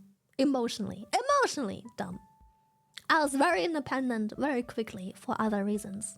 Emotionally though, I was very dumb. I had to make quite some shitty experiences to grow from. Young Lily was very dumb. Bum, bum, bum. Bum, bum, bum. Words are one thing. It's actions that matter. I only had one real relationship and this girl was super. Never could have thought she was the cheater type, but then I cuffed her with one of my best friends at the time. Oh, the best only friend had contact with her a couple of times because out. Couple of times because out of necessity. After everything was settled, I cut them both out and haven't looked back since. Yeah, same. Never looked back at my failed previous relationships. There's no point in hating or like feeling bad about them. Just like it's like failed relationships is like playing League of Legends. Yeah, you can blame the jungler for your lost game, or you can just move on and hop into the next game and try and figure out how to make the jungler less fucky.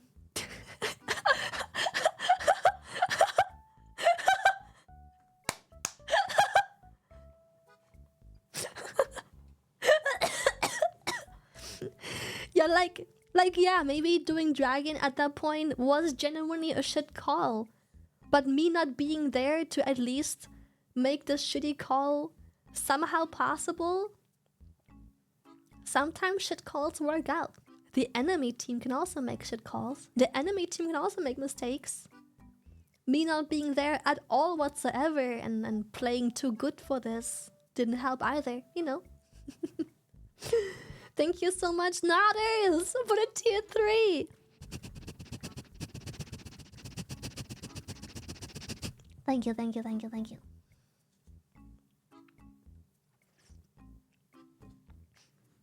An interesting comparison. Thank you, thank you.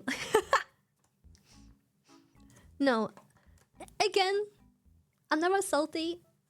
In a way, all of these things help me make good decisions. Not just relationship decisions, but also friendship-wise. I want to think that all the friends that I think closely of are very good people that I would do a lot for. People that I have no jealousy or ill intent towards, because I just learned to surround myself with such loving people that every bit of success or good that comes to them makes me happy, instead of competitive and jealous.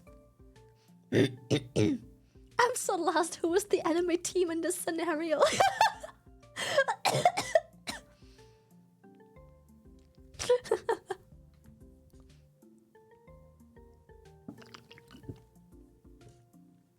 I have not pulled for Bay yet in Nikkei.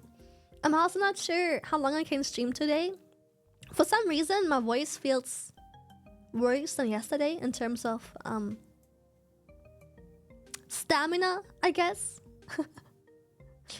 It's hurting quite a bit. I think it's because I feel so much better today. It's difficult to lower the... what's it called? I think it's difficult to... How do I explain this? I have physically, apart from my voice and the cough, I feel great. So it's difficult to downplay my energy to not strain the voice too much, I suppose. Like, I should be talking a lot more chill, quiet, not so loud, but it's tough. It's tough, man. Can't help it.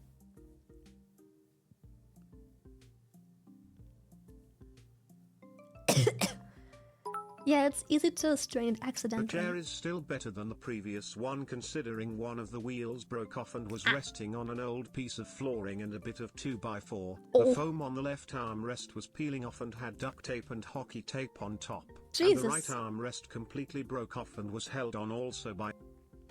Damn. And here I am complaining that my expensive Secret Labs chair has a shitty armrest that, yeah, it's not that nice anymore. But it's magnetic, and I bet I can just buy a new armrest that is magnetic. And I can just attach a new one, probably.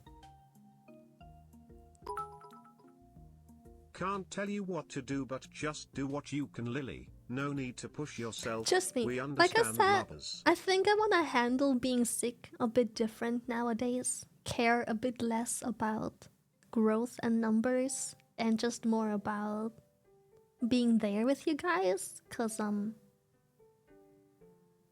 what Numi said really resonated with me, where it's like, if you're sick but you think that you can squeeze out like even just 30 minutes, 40 minutes, it's probably worth it. Just to, you know, tag in and let your chat know how you're feeling. They'll love it.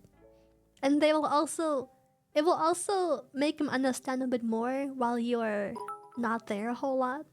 Once again another month rolls around, and so once again coffee pause Ellen Magd, Guru and Markiplier, im Horn Mode sign a glance and shootern it zu bist du an deinen Lebenspunkt direkt zu erhöhen. Brian cannot be Health is the German. most important thing. You need the energy for your mewing streak. Exactly, my Well, mirroring I- streak.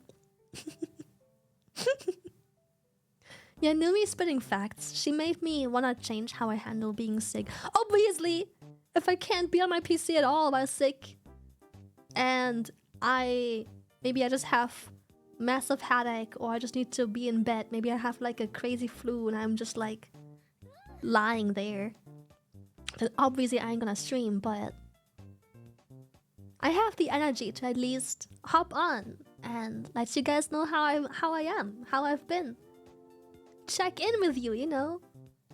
I think it's also good for me, not just you guys, but I think it's healthy and good for me mentally, not physically much, but mentally. Fion, thank you.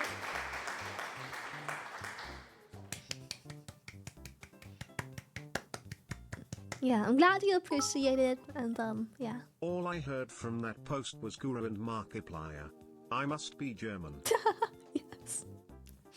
Jesus Christ!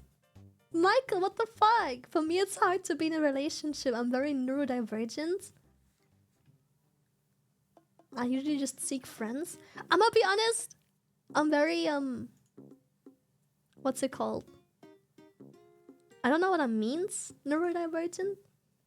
I think I'm a good guy. I even have a second savings account for girlfriend money. I also have a cat too. You should never need money or savings just for someone else. I think it's important that you date someone who is independent. I'm not saying you shouldn't help out. If I was in a relationship where my significant other went through a rough patch and they couldn't like pay rent or something, and I would have the resources to do that, I probably would. As long as it isn't being taken for granted and I can see them working towards the same life goals as me, I think helping out is fine. But them just expecting to live off of part of my money, not so much. And it goes the other way around too. I feel like you have to date people that can pull their own weight. If your standard is being financially stable, you should expect the same from someone else. If your standard is career focused, you should date someone who is similar. I know it's frowned upon a little bit, but I don't think it should. If you wanna focus your current life situation on career and think family and such later, you should date someone who is mentally in the same boat with you. Because if you date someone who wants to settle down at a young age and be housewifey with 3 kids, well, you made it very clear that you are career focused and you want to spend the next 10 years working yourself up in a company or working on your career, it's not gonna work out. I like eating cardboard. I'm so glad you found your calling. Yeah, someone has to share the same goals. It's the other way around too. You can't date someone who has a life together, wants to focus on career and similar, but you wanna have children and stuff right now. Chances are the career-focused person isn't currently making time for that mentally.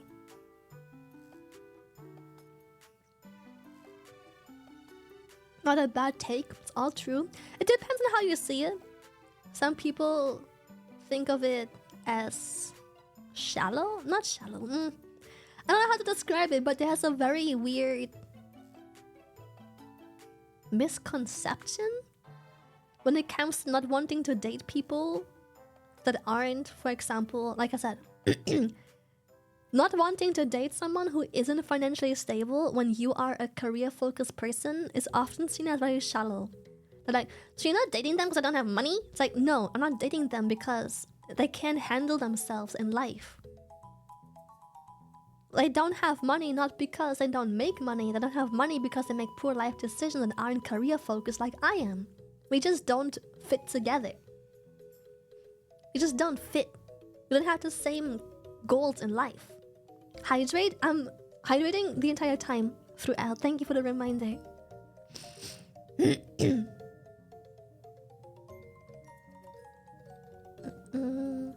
Yeah, you wanna date someone for their energy and motivation as well. But sometimes things like financial status can be a factor as well. Not, oh, I only date rich guys. But something like, I need someone who has a life together, who's independent, makes good life decisions, and is financially stable, and doesn't gamble their money away, and just like fucks around. Never saved anything, and the second the fridge breaks down, they have nowhere to put their food. Why don't the clippers clip stuff when you're being wholesome like this, instead of when you're being sus shy? It doesn't get the same views. And honestly, I fully support it. Get your fucking bread. Clip whatever gets you views. I think my wholesome moments are just as fun as the sussy moments. I think they're both fun. Plus, I'm just saying, Pierre often uploads quite wholesome things. He sometimes just uploads nice things. I didn't even say anything lewd or being any weird. I'm just talking or ranting about things. It's a good balance. Now, clippers, get your bread, bro. Whatever gets you views, man. Fuck it. Thank you, Chili, for the tier 3 half a year. Thank you, thank you, thank you, thank you. I have to zoom in so you can see my sniffer move. It's a great detail. I think you're my favorite view peepo she. Thank you, Dad.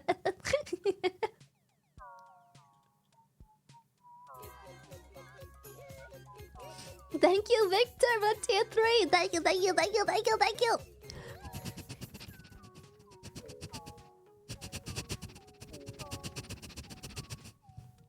Thank you, thank you, thank you, thank you.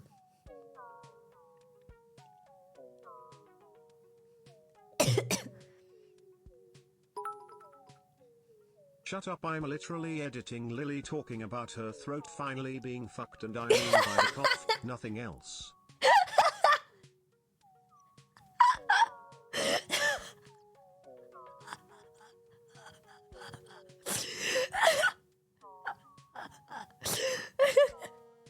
See? He has to get that bread somehow, man. Now, I get it.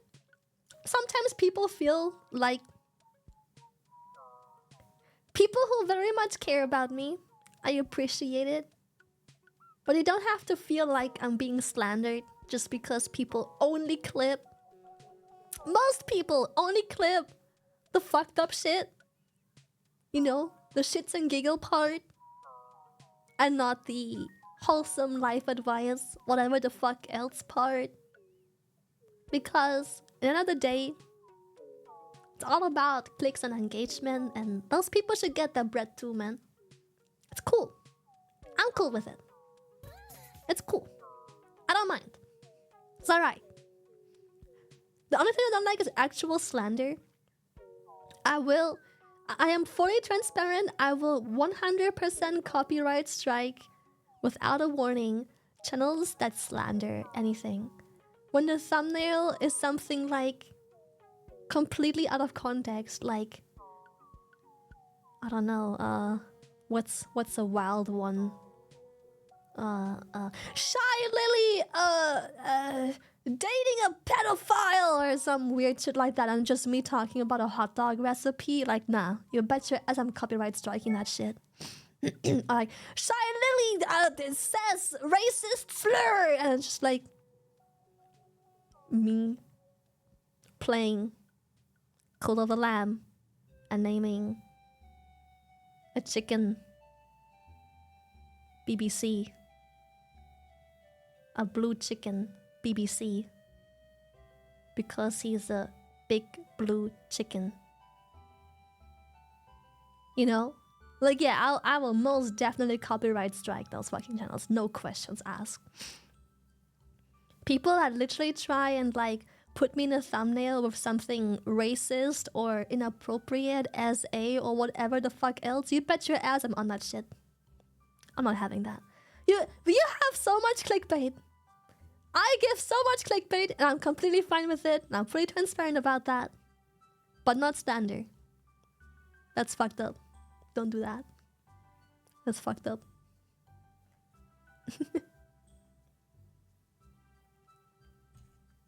I've come across some bad ones, especially in the very beginning.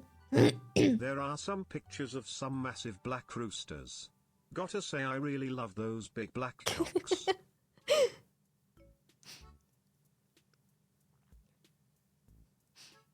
Yeah, it used to be a lot wilder when I started out streaming, and we got quite the following, and people clipped me a lot. People tried to put my face as clickbait everywhere. Like, people would make a topic on someone who said something racist, and they would put me in the thumbnail. It's like, VTuber says something racist, and I'm in the thumbnail. Like, what? Why? Put me the fuck out of your thumbnail. What? Why? That's fucked up. That's weird, bro. Don't do that. I am the furthest from racist I can be. Curly-haired dog with and you do pointy that. ears, and I pet him every night before I go to sleep. I guess you could say I really like stroking my cocker spaniel. Stare. Stare. Yeah, nowadays it happens not nearly as much. Not nearly as much. Nowadays it's not like that at all.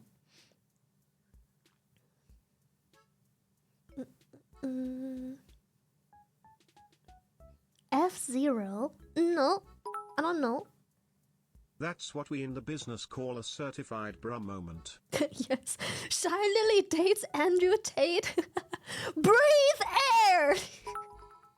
My wape's done To be charging. slandering my ORCAT, come out back for some old fisticuffs. Fisticuffs. Oh wait, speaking about the breathe air meme, I have to show you guys. I did the breathe air reference once, and apparently none of chat understand what the fuck it is.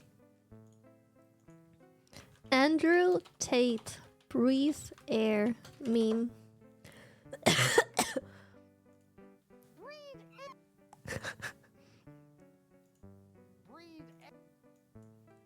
It's so funny. So fucking funny, bro. So he's just sitting there. He just goes, Breathe air. You don't need a vape. My vape's done charging. Load it up.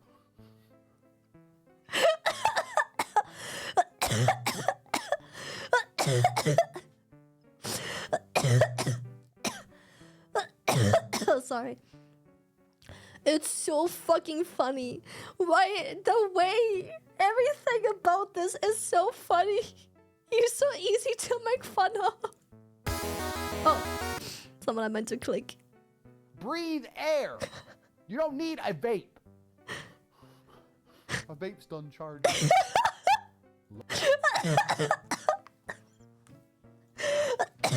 Sorry. Oh god, the cough is really bad today.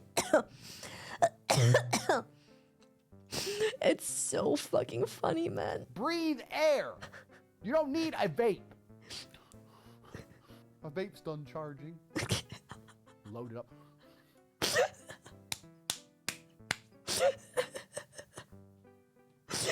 It's so fucking funny. It's one of those memes that I don't know why, but they get significantly funnier the more often you see the meme.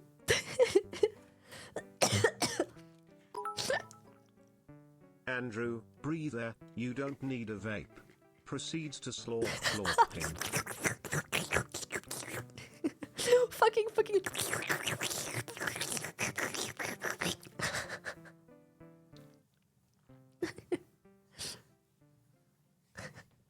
I'm not even kidding. I say, my vape's done charging. Like that to my friends all the time. Friend who is perpetually vaping. I don't even care if people vape. I don't give a shit. My friend vapes. I don't care. I'm cool with that. They can vape whenever they want. I don't care. I just like the meme. My vape's done charging.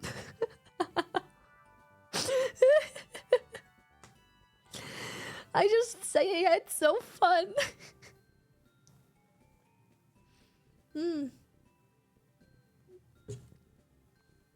My asthma is impacted by vape smoke, so I'm fine with people vaping. I have a similar experience. I don't have asthma, but I swear I'm not making this up. But sometimes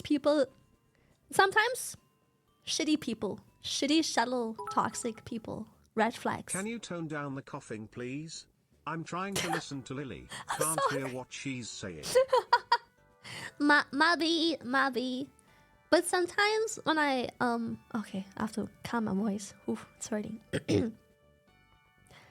Sometimes when people smoke around me, I don't care if people smoke. I don't smoke. I don't care if people smoke. You do you. I don't give a shit. Ain't my lungs. If you're here for a good time, or not a long time, I don't give a damn. I literally don't care. Smoke all you want, do whatever drugs, drink all you want. I don't care.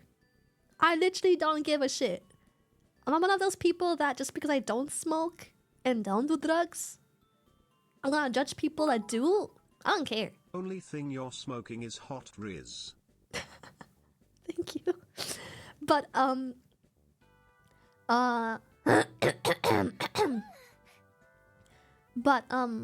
when people smoke an actual cigarette next to me, I have to leave. I have no asthma, but there's something in my lungs, throat, whatever, that gets triggered so bad when I breathe in that smoke. I have a coughing fit.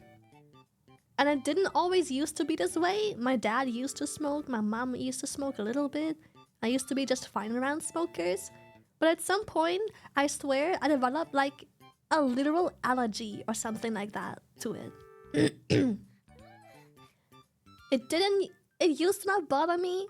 But at some point, I must have genuinely developed an allergy or something. PTSD, trauma, I don't know. But I literally cannot be next to people who smoke. Anybody just calling you Shirley sometimes? Not really, no. Never, no. I think it's because even though my name online is Shy Lily, people really only just call me by my name, Lily. So, there's no reason to, Shanity doesn't really... Shanity doesn't really slip out of people unless they read my name, like my in-game name. Like if I play Lethal Company and my character is called Shy Lily, chances are people will just call me by the name. You know? So, yeah. Yeah, Shy Lily.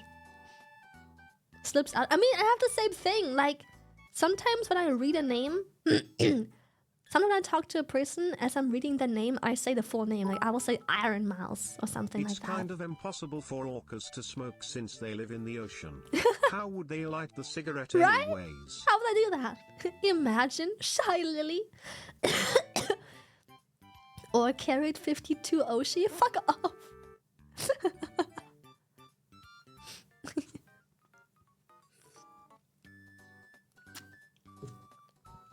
But people just call me Lily. My name has been Lily for... Like, I stopped avoiding the name Lily online. I don't know. At some point, I was young and naive. And I just added Lily to my in-game name as well. I'm sure we've all had that one point in our life where we thought an in-game name was just our name. I just call you by your real name. Ronnie Kasumi. Not the shy Ronnie. At some point, I think... Okay, nope. Okay, most of us had a phase where we just used our fucking name. Or our friends that we were close to always call us by our name, and so it was quite Hi, normalized. Hello! So, at some point I just used Lily online as well. And that was pretty much it. That was it. I mean, yeah. That was it. We all have that one friend in our friend circle that we don't call by their in-game name. It's always their first name. We all have that one friend. Even I have that friend. I am that friend and I have that friend.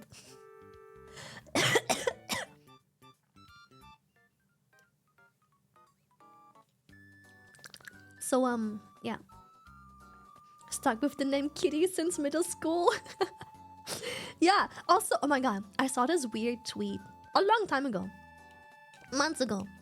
Of like, those DMs must be fake because they're calling each other by their in-game name.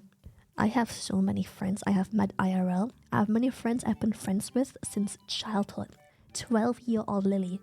I call them by their fucking in-game tag. In public. In person. In messages. In DMs. Yes, people do that.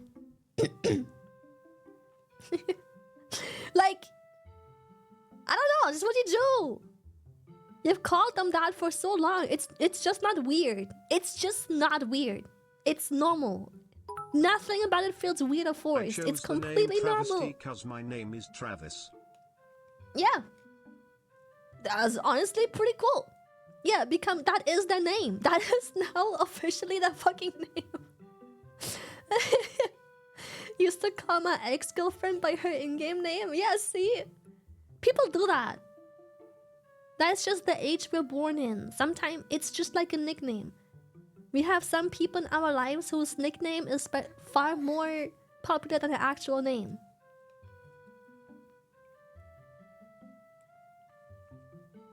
Horror Kid, thank you. My username is partially based on my old Xbox Live gamer tag, actually back when I owned the original 360. Let's go. Hey, yo, let's go. Yeah, plus first name. Okay, it's always scary when someone knows your first name randomly. But at the same time, how many fucking Lilies are there, bro? There's a billion fucking Lilies. Glad I think I'll be fine. Doesn't call me by my in-game name in League. My name is Report Jungle and I'm a jungle named Mike. Hello, Report Jungle.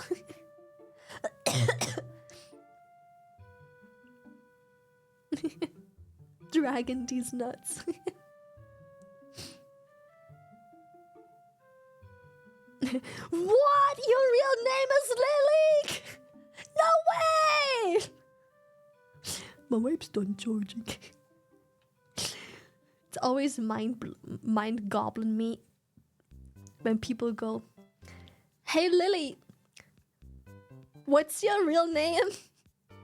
And I'm like, "I don't know, Chief.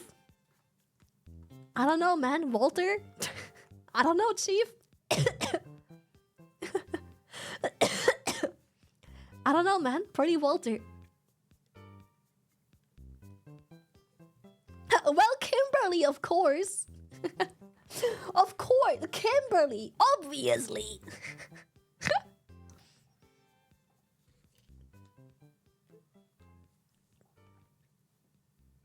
Say it again, but slower is my response. That's a good one. I like that. We need to cook, Lily. We need to cook meth, Lily. It's Steve. You got me. It's Steve. First name Mike, last name Roch. Mike Roch. Yeah, science! Barely anybody calls me by my actual username, everyone just calls me either Zyph, Zipper or Zippy. TBH, I was really happy to get a nickname Peepo Happy. That's the annoying part about My Lily. name has changed several times.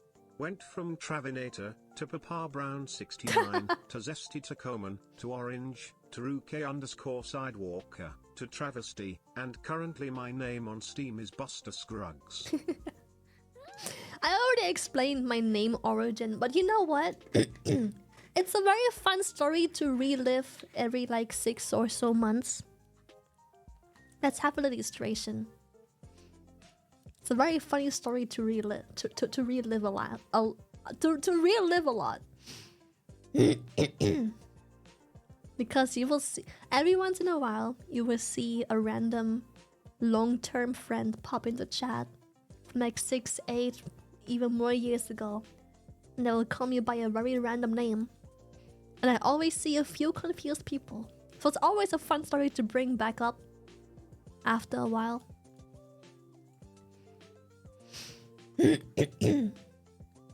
The Shirona lore, yes. It's a very fun piece of lore. My name is based on my poor knowledge of English at the time. I liked a character from anime that had the second rank in it. And my younger self thought, Soken sounds like a Z sound. That's for sure how you write it. Surely. Right? Surely, right? My eyes. Okay. Maybe. I got you. Don't even. I got you.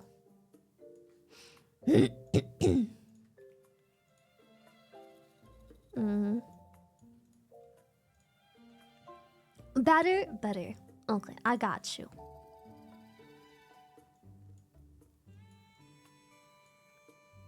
That's not a good color. Hold up. That's a better color.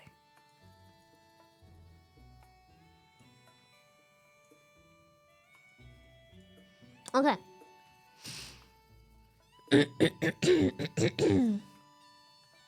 The cringest name I've ever had, I'm not sure why I'm starting with this, but this was me poking fun at people. Hey, you're easier on the eyes, shy love. Thank you.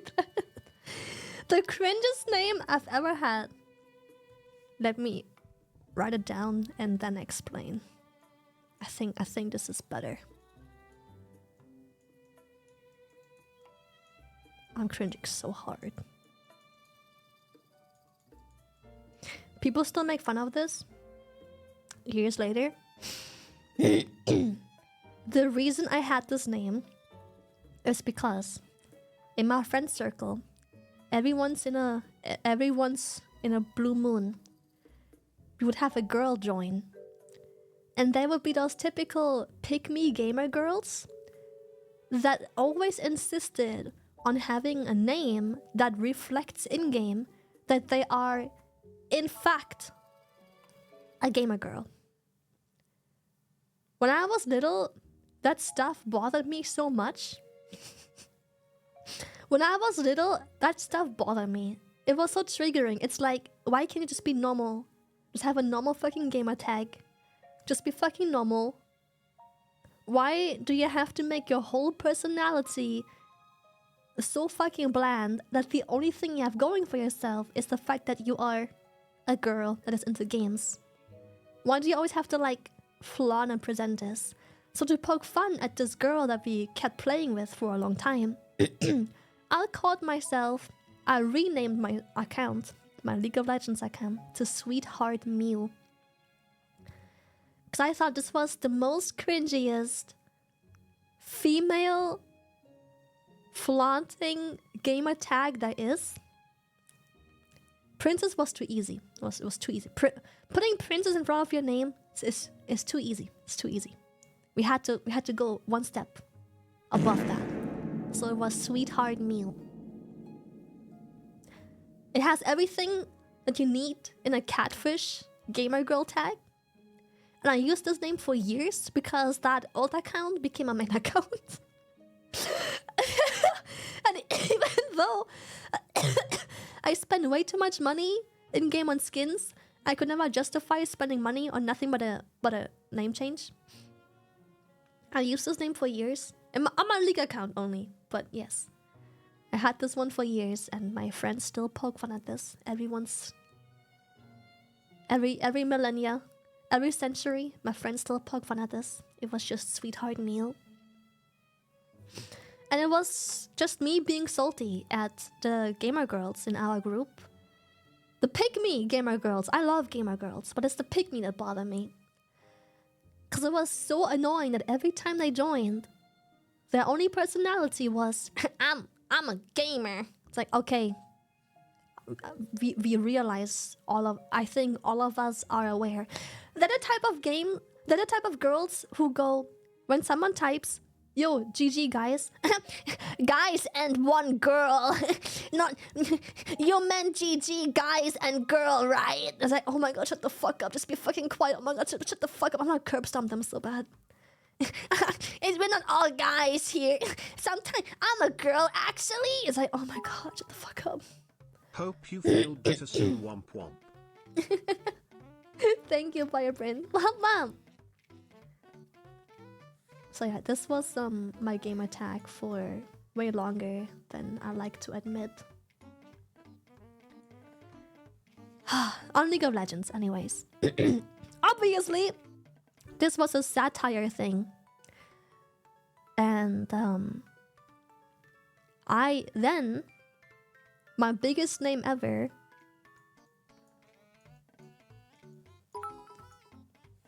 Can't call the ORCAT sweetheart anymore without remembering the past, feels bad, man.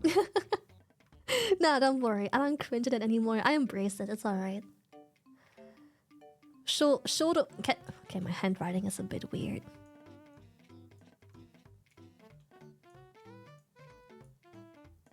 I'm not that good at printed. I'm more of a cursive writer. My name eventually became Shodona because I needed a gamer tag that was me and not my real name. So it was Shodona. I don't know where I got this name from. It just was my name. I use this everywhere all the time, which is why some people call me Playing RimWorlds, and I just finished researching deep drilling too, so now I can drill as deep as you like. BTU, I don't have much power, so it will be over really quickly. Which is why some people, I say some, there's like maybe 4 people alive to this day that call me Shosho. And the reason Shy at some point became a thing is because this name was constantly taken everywhere. After I popularized this name for myself, starting in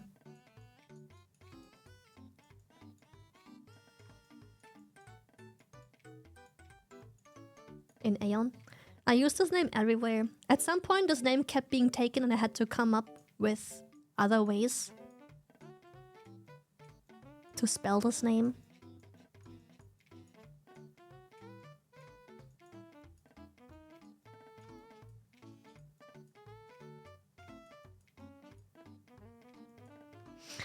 So what is Aeon? It's an MMO.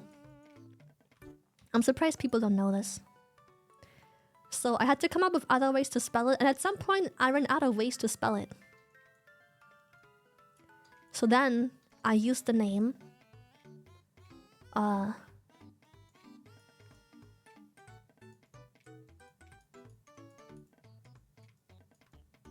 another anime MMO. I used to be into anime at that time. I hit that age where the internet has finally showed me anime. So I changed my name drastically in that one game only. Sorry, my...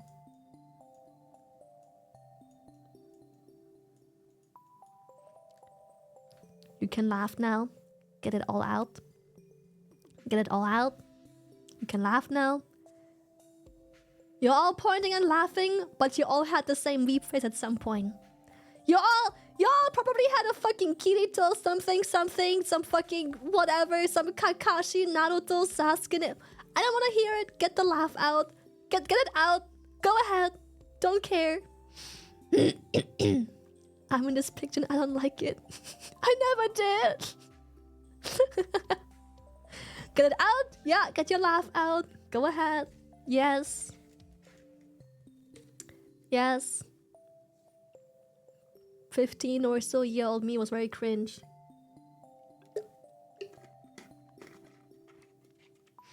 Okay.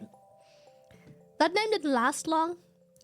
Cause again, it was just a phase. I think we all had a weep phase and we all had a weep name at some point. And so didn't last long. I only really used this name in this game as far as I remember. Eden Eternal anime MMO.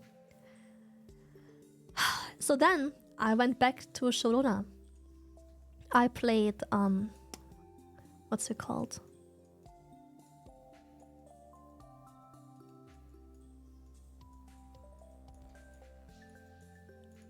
And here is where the origin of Shy Lily is starting to show up. I played Summon as War and I needed a tag, and everything was fucking taken. I type in the name Sho to start my Sharona name, right?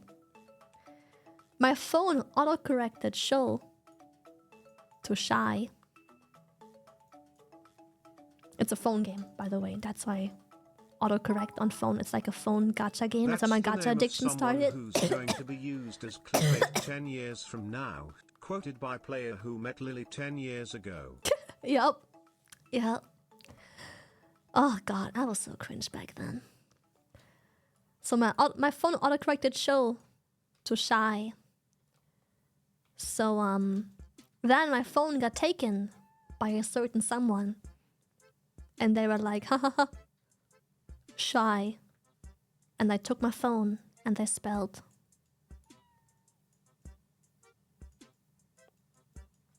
Ronnie.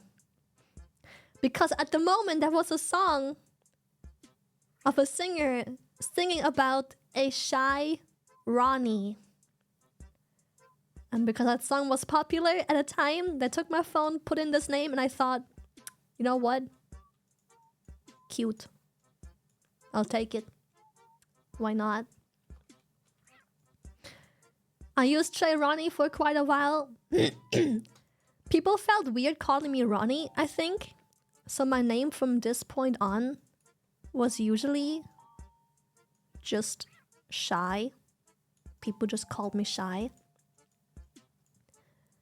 And from every game on, starting from here, I usually, most commonly, not always, most commonly made my name. Reminds me of my favorite joke. What do you call lily-shaped pasta topped with some cheddar sauce?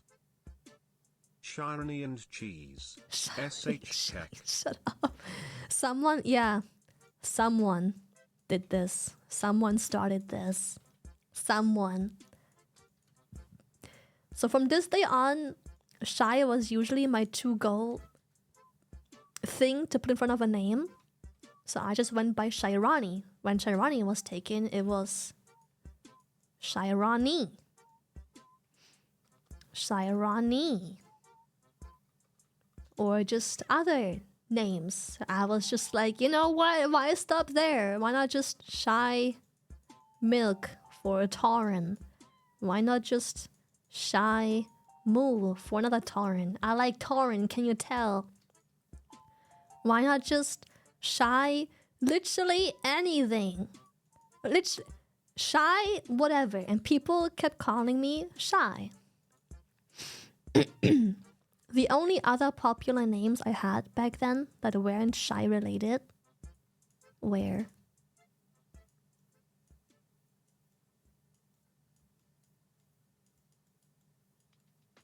Macachina.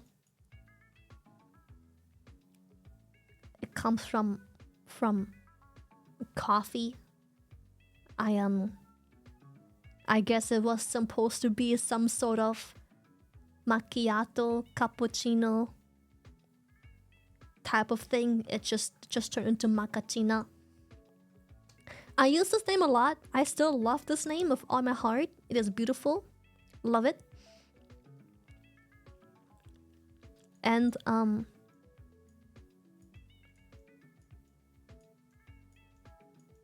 had a druid called Mana Bear. Thank you.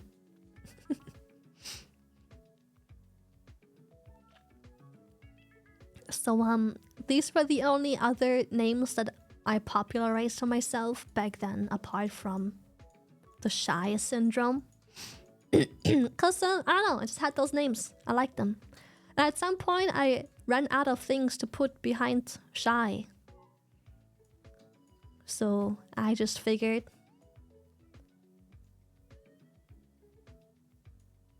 why not? Fuck it. It's just the game tag. It's just the game and then this happened. This is my naming history. It went from cringer, trying to make pygmy girls uncomfortable, and being... I'll be honest, this was very toxic, because honestly, the only thing I was proving with this... I swear I changed! But I will not deny that back then, the only reason I wanted to poke fun at the pygmy girls is to prove that being a pygmy is easy and I can easily outpick the pygmy girls, which I did. This was a very toxic name to get the pygmy girls to fuck off, because I hated that toxic fucking aura, so I became more toxic than them to make them fuck off. That is why I had this name. Then we went to this one. And branded into my brain. Then we went into a phase we don't talk about. And then we had this happen with a little bit of sprinkle of this on the side. I still have the names of these characters. I used the stones to destroy the stones, Thanos type shit cat. Yeah, basically.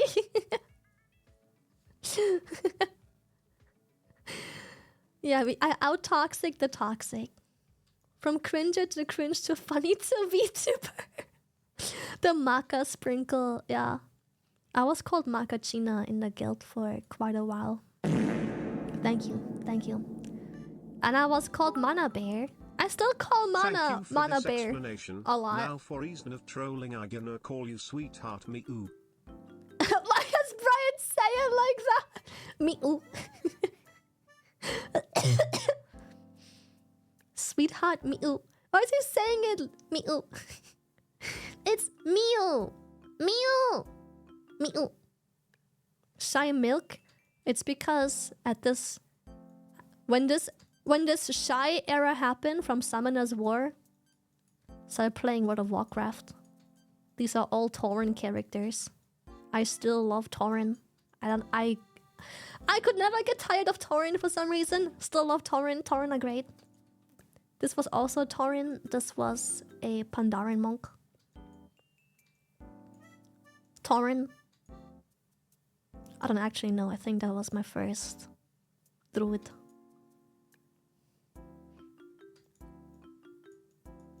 Tauren. Dude, Tauren is just... I love Tauren, man. They're great. I love them. The only thing I don't like about Tauren is the fact that I wish they had a better racial. High Mountain Tauren's racial being a little charge is very niche. Normal Tauren racial being a stun is surprisingly also somewhat niche because it just isn't a global. It's very small, quick cast, which just feels clunky to use. Meanwhile, other classes don't even have their racials on a global and are just so good. Nah, I'll just call you sweetheart. Thank you.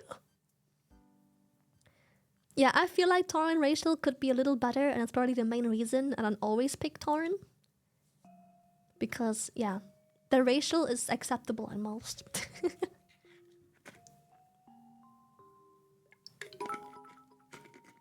Just remember the power of the Tauren Retribution Paladin. Red Bull gives you wings. Red Bull. Horde racials have been strong in general compared to Alliance. You say this, but up until... Let me not exaggerate too much. Up until 3 years ago... Can we ban the shrimp who said that they like gnomes? Yes.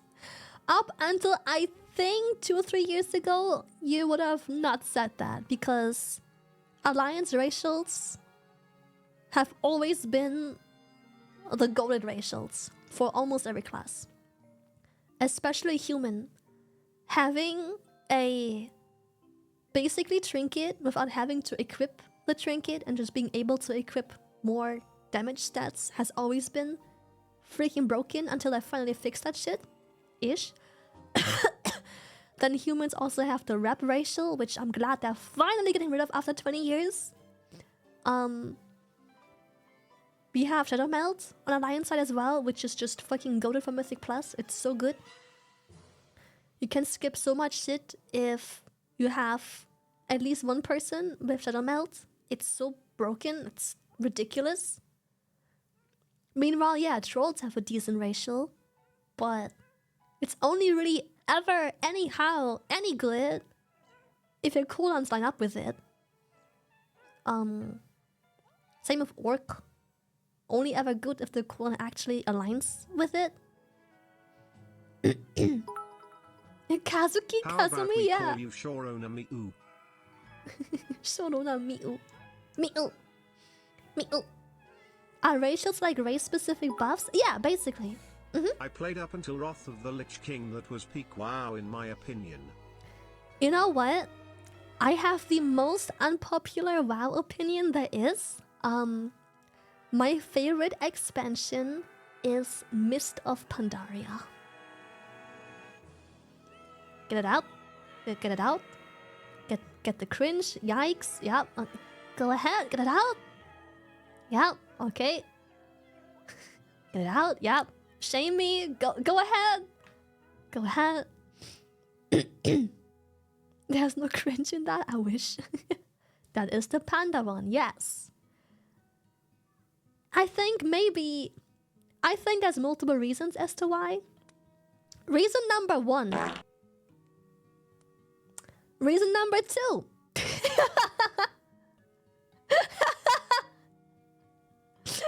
Reason number 2. I played many MMOs before playing WoW. The main reason is I was very young. I love it when you're this close to the screen. Fucking so cute. I'm glad, thank you. Okay, it's probably multiple reasons. Reason number 1, I was very young and I didn't have access to pay to play games. Subscription-based games Thank like you. WoW. I'm glad I wasn't the only one that liked Mist's shy love. Thank you! Don't worry, I love Mob, it's so good. I tried WoW before, but I didn't like it. I think it was Wrath, probably, when I tried it. I tried it before, and I gave it a fair shot, but I hated the game. I wanted to get into it, because people I cared about played the game. I just couldn't. It was ugly. It was oddly complicated. Didn't look cute. Didn't like it. Mr. Pandaria introduced fucking pandas. They were cute as fuck. I loved it.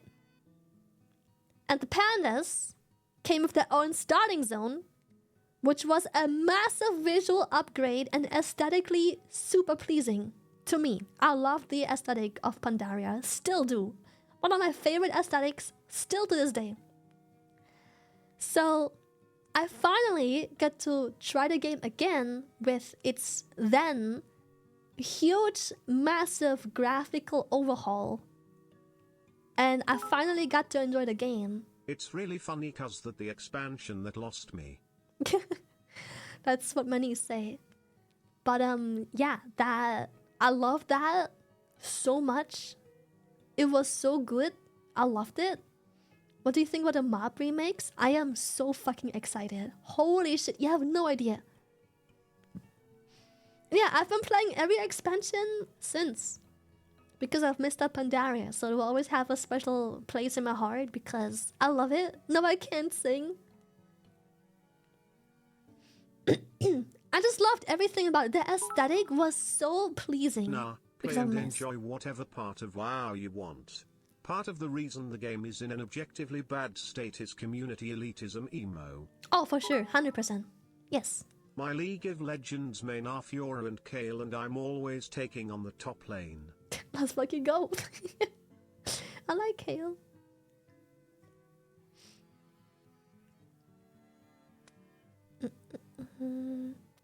But yeah, I really love the aesthetic. It was so cool. And as you can see, based on this list right here,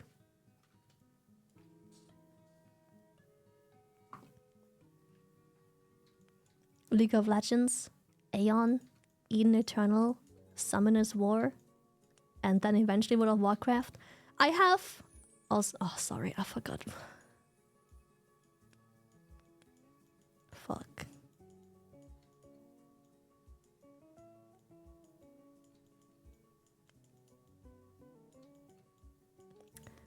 I'm not gonna explain a whole lot, but what's important is what's important is this part right here. As you can see, I've always had a thing for a certain type of graphic, which makes sense as to why I only ever enjoyed World of Warcraft when Mist of Pandaria released. Poppy seed dust? Yep. I thought it would be funny because my favorite flower at the time sort of still is a poppy. I love poppies. They're, yeah, style cartoonish. I've always enjoyed the like cartoonish, anime-esque stylization. I've always really enjoyed stylized games. Those were always my favorite, as you can tell. But yeah, my name was Poppy Seed. Well, Poppy Dust, just Poppy Dust, not seed, just Poppy Dust. But I've always liked poppies, cause I just think they're cool, cause when the field is like all bright and green, there's just these specks of like bright red in there. It's just really cool. I like poppies. Yeah, I guess impressionistic, yes. Speaking of usernames, for the first 4 months of being here I used to be Frenchiest Fry. Not sure why I chose that since I'm British, so I changed it. I'd like to believe it's less cringe now, okay. I like the Fry too. So yeah, you can tell that based on my... You can tell, first of all, I like MMOs. I like single-player games too, but what really stole my heart was when I was old enough to discover the online world, and I discovered MMOs. And you can clearly tell that I was very easily influenced by style, with Nostale being my first MMO. And I've always really kept enjoying the stylized, cartoony, weird graphic choices of games. A lot. I always like that. I I played Flip briefly, yes, but I'm gonna be honest, I think at that point I was too young and dumb to understand the game properly, and I was too much into Nostale. Nostale was the first MMO where I realized I am a sweaty, filthy, neckbeard gamer. I am so filthy, sweaty, competitive. That was when I knew something is wrong with me. You sound like you're in puberty. Thank you. I'm sick, but thank you for being so mindful. Thanks. I'm a fucking tryhard. It's when I realized. I should probably shut up considering I play CS and that game has become a joke. I guess. I'm feeling very good. I know I don't sound much different compared to yesterday, but I feel pretty good. I feel pretty good. Definitely getting there. Improving, yes. Ever tried Lost Ark? If so, sorry for your loss. No, I haven't, because the game was banned for the longest time in the Netherlands. Probably loot boxes or some shit. Now I got to play Warframe. I like okay. I think Warframe. I was ecstatic when you first gave me the nickname Dread. It feels personal. I love it. People. I like nicknames. I don't know. I don't really like reading out people's full names. I like to just give them a part of their name as a nickname. Yeah, I don't know. It feels better. It feels nicer. Is that so?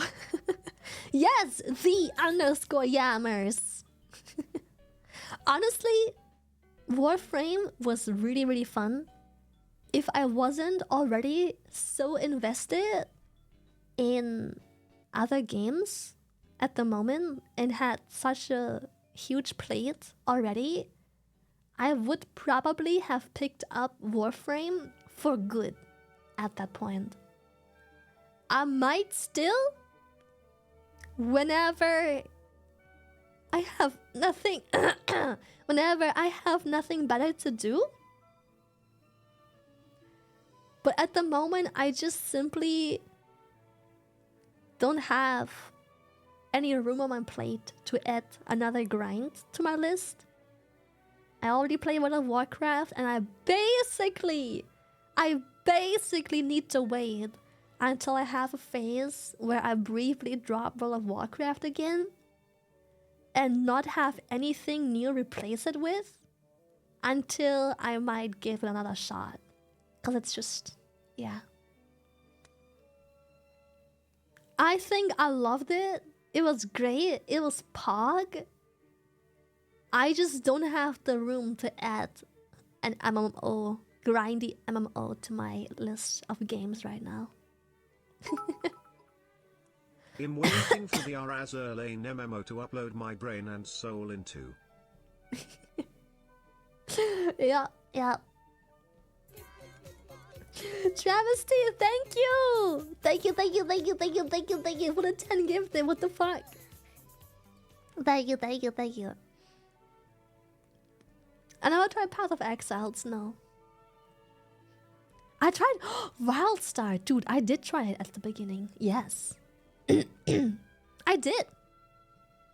Oh, I am playing the mob revamp, you bet your ass.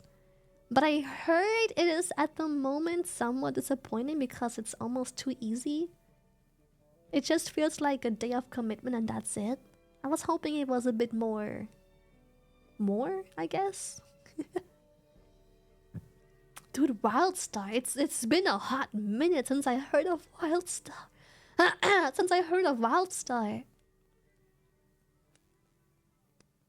What gacha do you play nowadays? Honkai?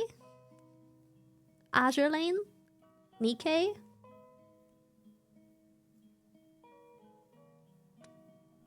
I'm trying to drop Genshin. I'm doing a decent job at the moment. So Honkai, Nikkei. Trying.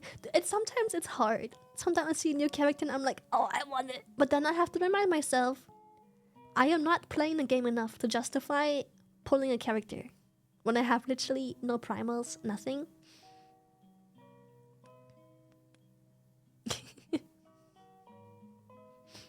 Oh, I played Destiny as well. I actually... Okay. I hear many opinions about Destiny, but I played Destiny 2 as my first Destiny game. And honestly, I fucking liked it. It was great. I fucking loved it. Played it for a long time. Obviously, I'm a Titan player. Obviously. It just makes sense. Why wouldn't it? Obviously. The time I did play Destiny 4 was really fun. The entire, like, grind to ever reaching endgame, I think was fun. Then doing, like, dungeons and raids and whatever they were called. It's been a couple years. I call everything dungeons and raids. That was pretty fun, even though it was a bit overwhelming for me in the very beginning. Then I figured out how to properly play, and then I was alright.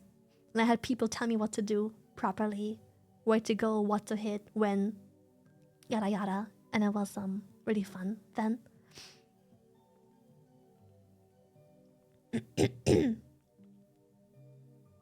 But yeah, at some point endgame just became too much because I don't know if I just played too much or whatever, but I had nothing to do. I just kept doing the same dungeons and raids, and yeah, I don't know. It was just I don't know, man.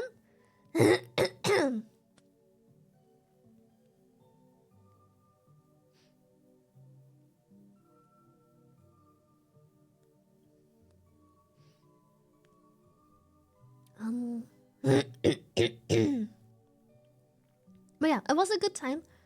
What else did I play that lasted quite a bit?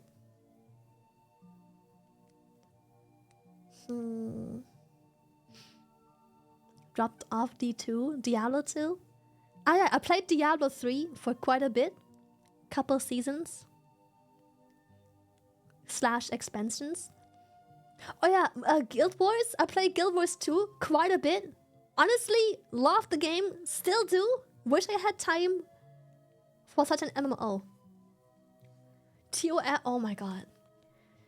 Tower of Fantasy, you have no idea how hopeful and dedicated I was for this game to like be more popular. TOF was so good. I have only had 3 name inspirations since the dial-up days: Doom from a book series, Nurgle from a book series, and Mouse from my cats. Now these fuckers call me Moose, so I guess for now. Moose! TOF was so good. It is everything. Tower of Fantasy is everything I wish Genshin would have been. It's everything I wish any of those anime gacha MMOs would have been. Having your own character in an actual fucking open world, having raid bosses and dungeons and all of that stuff. I was so happy. But the power creeping, greed, and just bloat killed the game, which was sad. It has this very typical, like, I don't know how to explain it, but lots of these type of games have that. Make it 5. We call him inspiration for Jesus Keck. Let's go.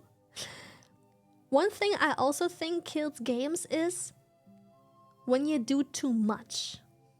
Like, one of the few things I didn't like about TOF is the UI bloat. If that makes sense. How do I explain this?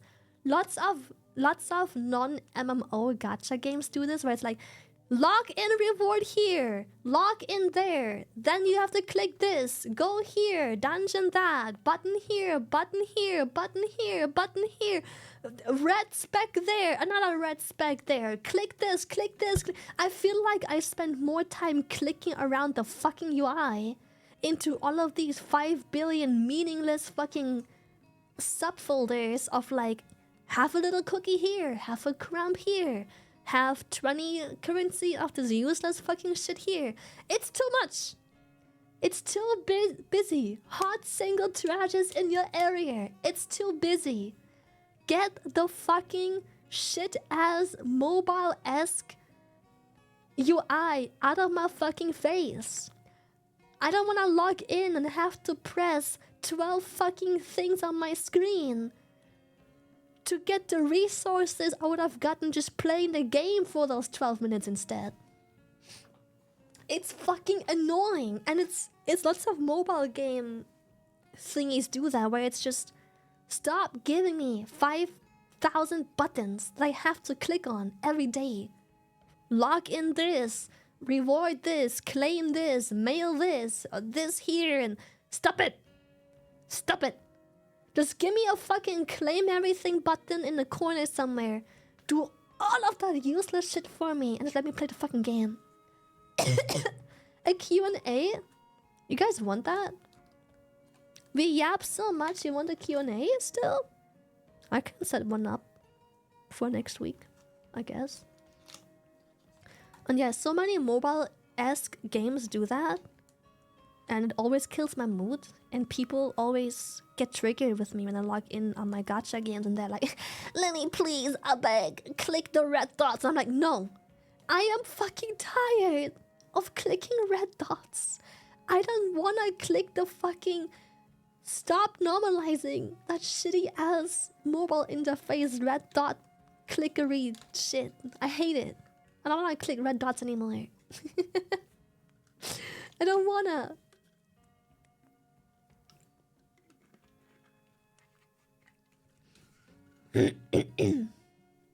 Yeah, it's just trying to keep you in the app as long as possible. But you have no idea how much it kills my vibe to want to do anything because all I have to do is log in, click the red dots, log out. Literally always one of those exclamation marks is a shop page that doesn't even give you anything. They think if they get you to click the store page, you'll buy something. Yes, the artificial game time. And just wanting you to click on things. I hate it. Stop it. Loser, thank you for tier 3. Thank you, thank you. You know another game I wish was popular but died at some point, sadly? He's not a loser. Thank you, ugly loser, for tier 3 1 here.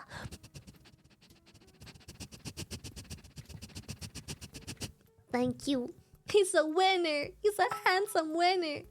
I think games like Elden Ring and Baldur's Gate 3 have raised the bar so much that we are becoming spoiled and we are going to find a game to top them. But hey, what do those games have in common? Baldur's Gate, Pal World, early fucking alpha release, Baldur's Gate 3, Pal World, Elden Ring. What do they have in common? No UI bloat. You just kind of get into the fucking game. And there it is. The fucking game. Done. Buy game. Download game. Boot up game. Play game.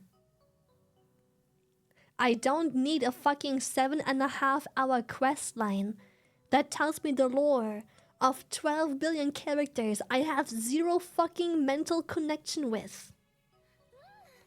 And explain every fucking UI button there is, which there are way too fucking many of. I just wanna buy game, download game, start game, play game. I don't want the fucking 7.5 hour quest that feels like a fucking basic UI tutorial. Just let me play. Design the game in a way that explains itself, like Baldur's Gate, Elden Ring, Dark Souls. All of those games. Yes, daily login rewards are fucking annoying. I hate them. Best solo game? May I interest you in trying out Okami? It has a revamped... what's it called? Revamped, redesigned, remastered PC version. Beautiful game, my favorite game of all time. I played Slay the Spire, it's great. I sometimes do the daily run real quick. I just like speed run the daily run thing. Yeah, the paint dog thingy. The paint dog. Will you do a Q&A soon? Listen, if you guys want, I can set something up for next week. But you can also just fucking ask and I'll answer. I don't like bullet hell games. I think I'm just very bad at them. I don't know. Okami playthrough when? As much as I absolutely adore and love Okami, I think I'm not the kind of streamer to make it a good playthrough on stream. Maybe if I'm bored, I'll have it on Discord. Just playing through it. But as much as I love the game, it's a beautiful fucking game. I think I am not the right type of streamer to play it on stream.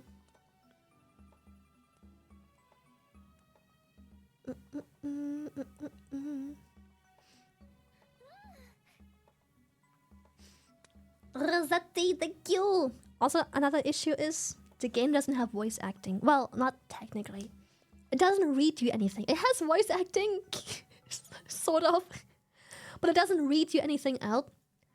And Okami is one of the few games that does an absolute beautiful job at basically being a story from start to finish.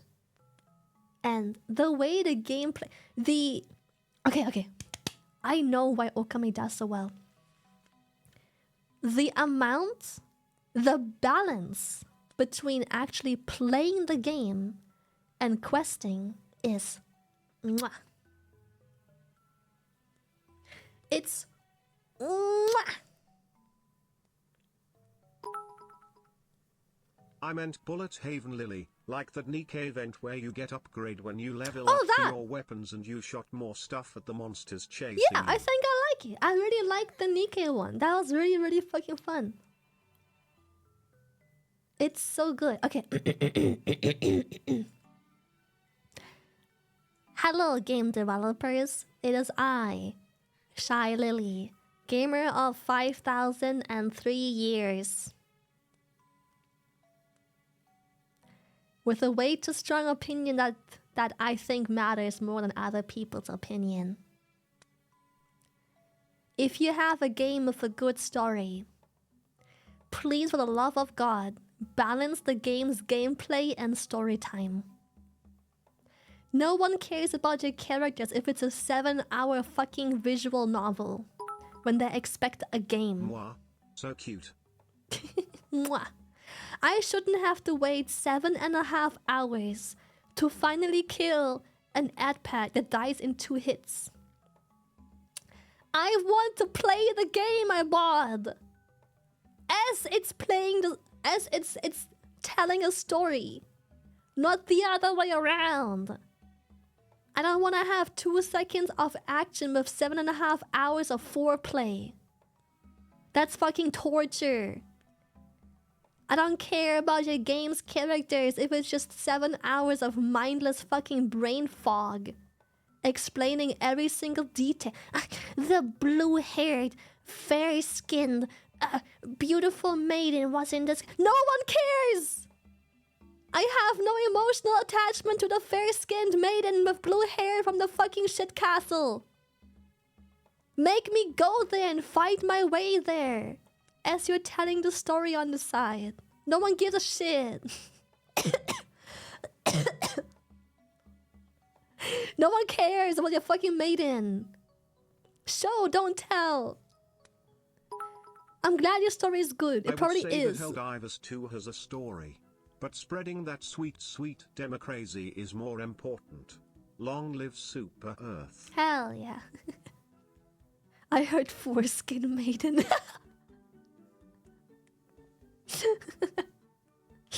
It's so annoying, please. I know your game has a good story, but so does Okami. And Okami manages to play the story while I'm playing a game. If you just want to have a good story, then label your game as a visual novel. That's cool. I don't mind. If I wanted a visual novel, and it's labeled as a visual novel, I'm cool. I get what I expected. But when I play a game and the trailer is full of gameplay and cool monsters and fighting groups and dungeons and waves or whatever, and I don't get to do that for 7 to 12 hours into the fucking game, I am fucking done. I fucking hate it.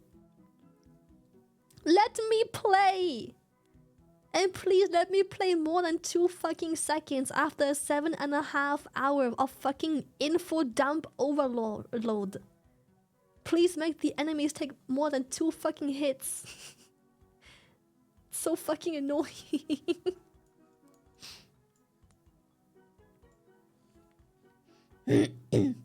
Expectations, immersive ARPG with exciting combat, reality.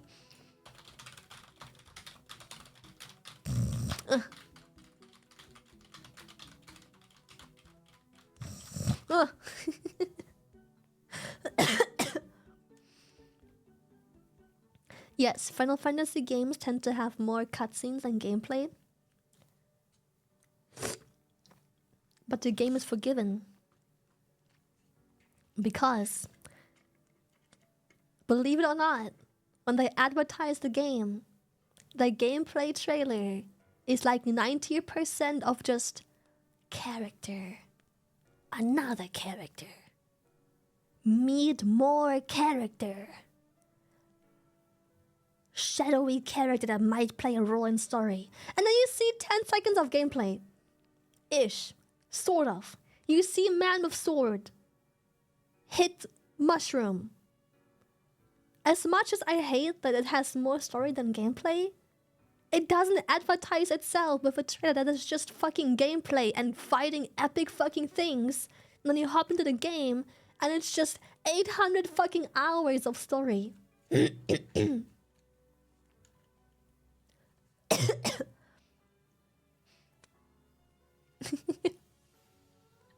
Man with Sword, original.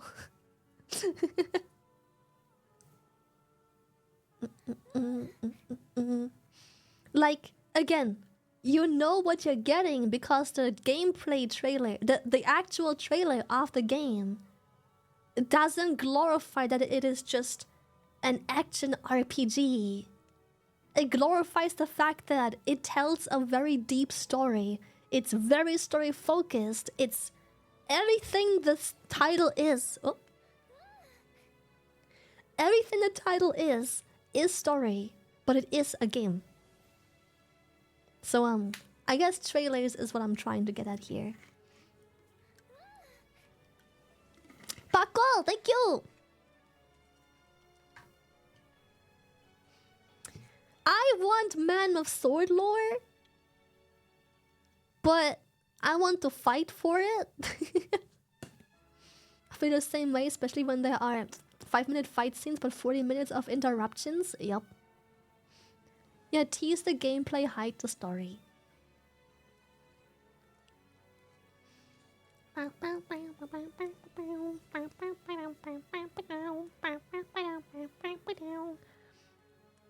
think Code of the Lamb is in a similar situation where when you first look at the gameplay trailer, it's like, okay, you're very aware that there's a story and that you have to do fighting stuff.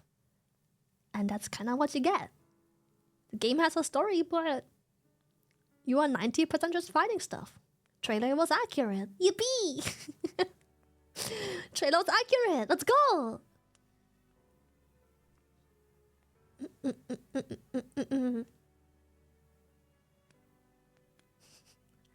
I want to know who Man got his sword from and the backstory of Sword.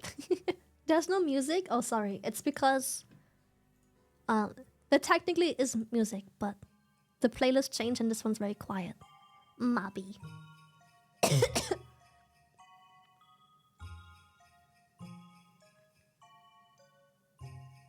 You know, one game coming out, people care more about the character than the story. Stellar Blade? Yeah, true.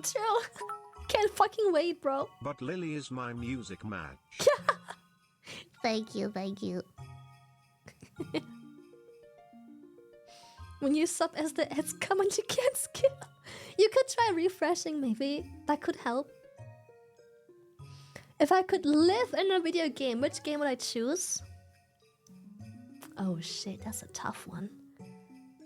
Do I wanna... Nicopata!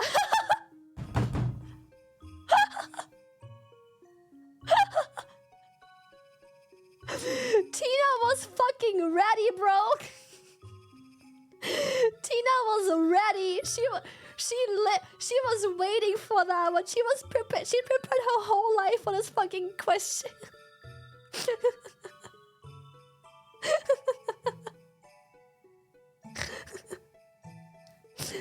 Oh god. Raven, thank you. I'm gonna be honest, living in Pokemon would be fucking rad.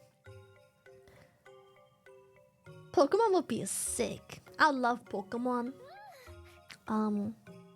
Tropical, thank you. I would also dead ass not mind living in Animal Crossing. That'd be chill as fuck. What a chill fucking life.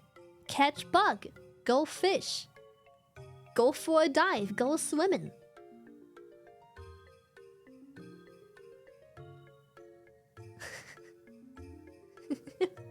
Oh, you love Pokemon? Name all 1025 of them. Get depth.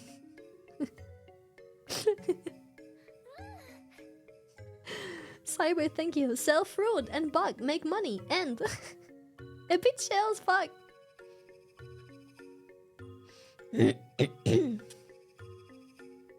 Yeah, be super chill.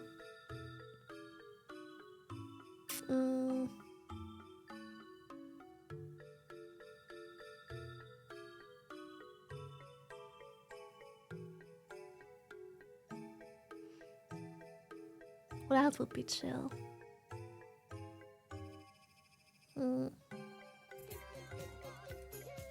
Thank you, Robot! Thank you for the tier 3! Thank you, thank you, thank you, thank you, thank you, thank you, thank you.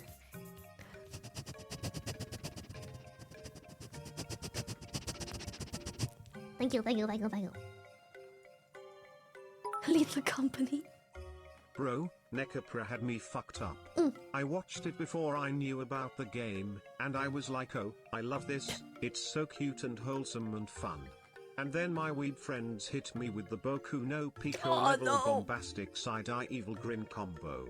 My life. Dude, I love Nicopara. That was...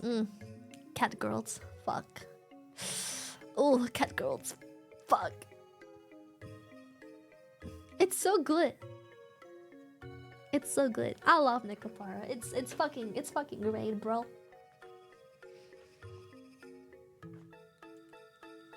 Yeah, just living in the Monster Hunter world, but like as a vendor. I don't wanna be a hunter, but like I would like to be in a city as a vendor, just you know, buying scales, making armor, selling my armor. Yippee!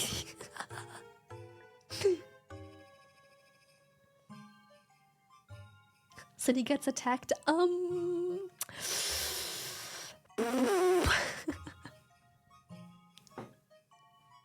Yeah, I could settle down selling bread. Pal world. I can't wait for Pal World to actually release. Have you seen the changes the devs have made over like the course of the alpha being out? Crazy how fast that goes. From such a small studio, kinda crazy how quickly they're changing stuff. They implement a fuck ton of quality of life stuff. I want to live in Cybercom Pussy Attack 3. Yes, that is an actual game. Cybercom Pussy Attack 3. I have seen your boss. Yeah. Live in WoW on Moonguard. Imagine the smell. Right? The game is so well done. Sometimes you keep forgetting it's a fucking alpha access. Nutty, if you think about it. That's how it should be, though. That's how it should be. Probably because they're competing with Azure Promilia now. I would have said yes Dude, you are basically immortal in Pokemon. Where else can you be set on fire and yeeted to outer space and show up in the next episode? Like what the actual True. I would have agreed with that if it wasn't for the fact that they already made an absolute fuck ton of gameplay changes and quality of life things people kept requesting way before we knew was gonna be a thing. Yeah. Now compare Palworld to any Blizzard game. You know what's fun? What's sad? I want to be a strong believer that Blizzard and the people, World of Warcraft specifically, they really do care about the game a lot. And they try a lot. But it is this weird mixture of too little, too late. Because I think they don't wanna fuck up things by implementing things too fast either, and just like catering and make things too casual. Cause WoW has a weird standard in the gaming industry where it's just like, I don't know, it's always been a certain way, so they're afraid of changing it. I think. Cause once you do something, it's hard to take it back. Not having something and having backlash for not having something is... Goat Simulator 3. B. E. Implementing things that you have to remove again because it destroyed parts of the games will yield so much more backlash than simply not having implemented something ever for years. And I think that with a game this stable and big, a game that has such a huge MMO standard, it's very difficult to you know, not overdo things. Yeah. But I wanna believe they care a lot. But they just don't know where to listen either because oh wow. The WoW community is such a toxic piece of piss gurgler contestry. Why, thank you. The WoW community is so fucking piss baby toxic. It is insane. People hate change. Any change. It is so fucking toxic. It's absolutely mind-blowing. People are mad because some mounts from fucking 10 plus years ago will be easier to get. Who gives a shit? There's thousands of mounts. You're upset 30 plus of them are now significantly easier and don't require as much of an RNG grind? Who gives a shit, bro? It's a fucking mount. Who gives a damn? It's an aesthetic. Not a fucking life status. Go life, go have sex. It's you, thank you for tier 3, 26 months. Yeah, I'm gonna make it a shrimp mount. I'm gonna ride a big fat rat shrimp. Yeah, it's such a fucking veteran dick sizing contest in WoW. It is fucking insane.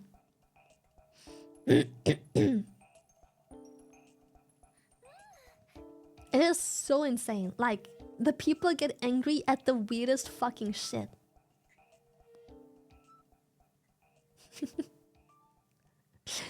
Like, I don't know. People are just upset.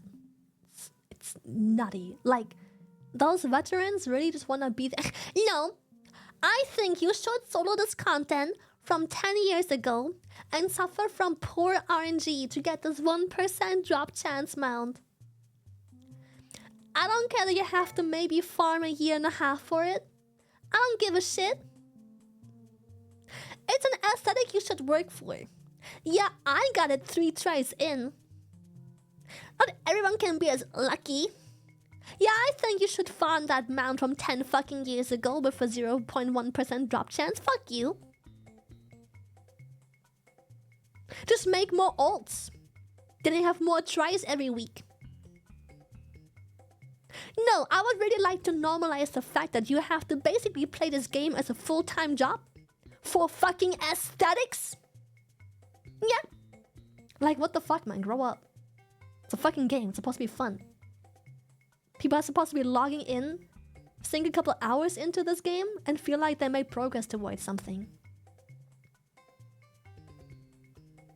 No one wants to make 17 ult just so they can clear this weekly raid lockout for a 0.1% out of the fucking mount. When there is hundreds of more mounts that require the exact same type of commitment. No one wants to do this. Get a fucking life. Go have sex.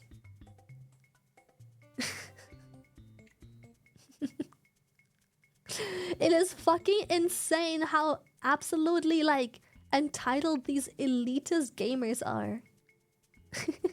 What if I can?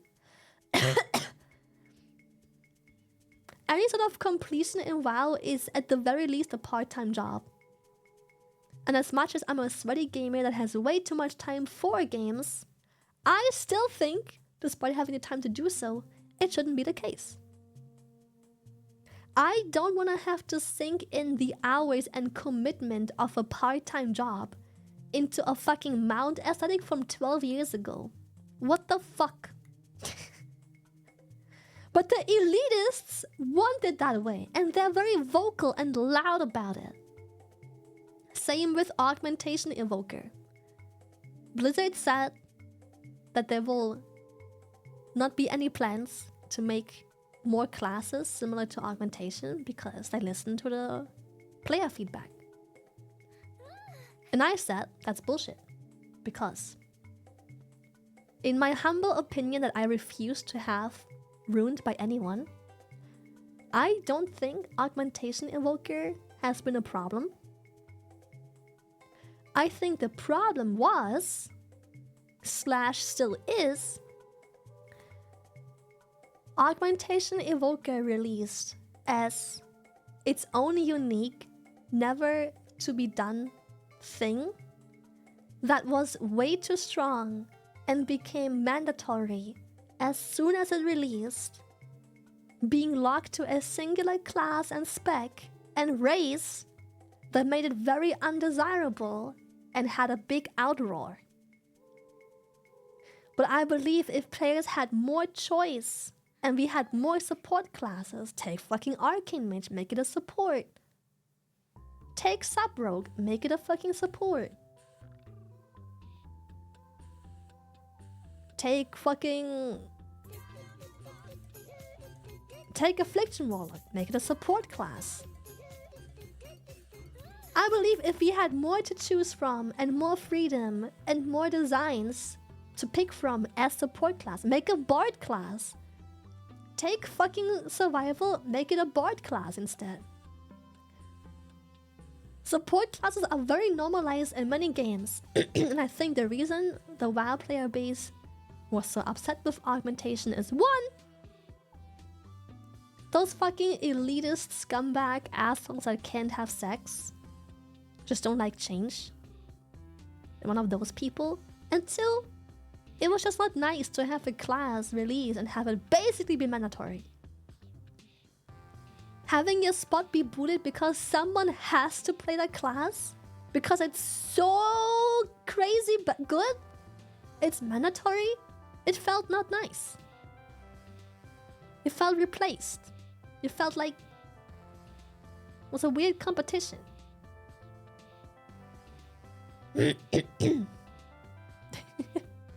Leave my ass rogue alone. They already took combat. True.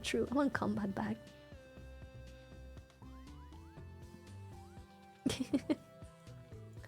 So I'm sad that Blizzard has decided You're for cute now. When you nerd out about something I have no clue of.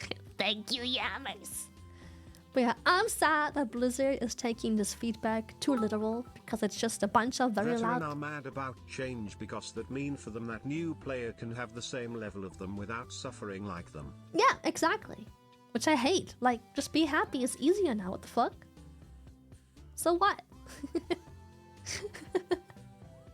I think it's stupid that they gave up on it based on player feedback, because I think that's a perfect example of listening to the wrong crowd.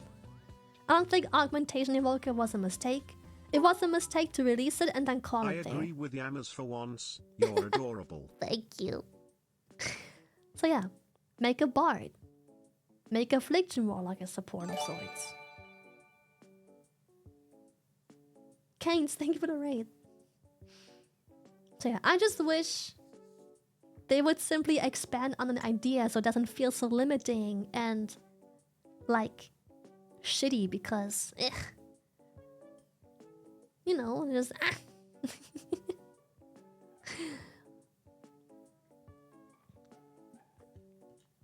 very sad.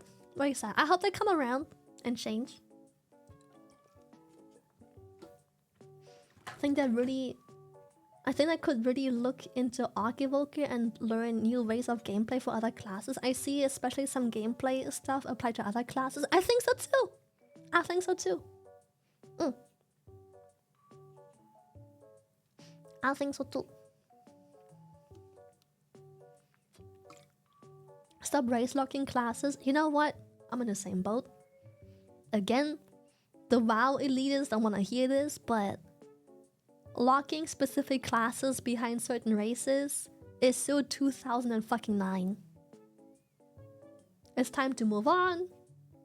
We don't even have different factions properly anymore. There isn't even a faction. There's no reason to. Fuck it. Let me be a fucking Paladin Pandaren. Who gives a shit? Let me be a cool Prot Warrior Evoker. Why not? Who gives a damn? It's honestly the same thing with the Dark Souls community. Use a certain weapon or play a certain way, you're a noob.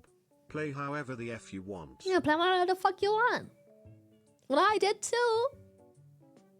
Literally, first thing I did in Dark Souls was kill a fucking NPC and mess with an NPC I wasn't supposed to, and everyone told me to restart my fucking game file. No! I'm committed to this now. I know fucking pussy. The first thing I did was fuck up my game. The first fucking thing. Chat was so fucking pissed about it.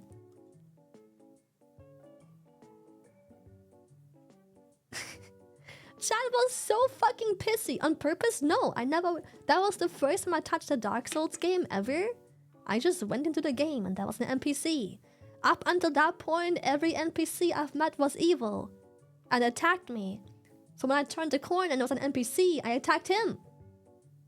He then very quickly fucking killed the shit out of me. And he wouldn't de-aggro. Instead of just letting me be and suffer through it, chat was like, restart. Literally restart, get restart. It's like, who gives a shit? I'm gonna try and kill him. And I did. That didn't even take that long. Like, yeah, it took me a good amount of tries. But it didn't even take me that long.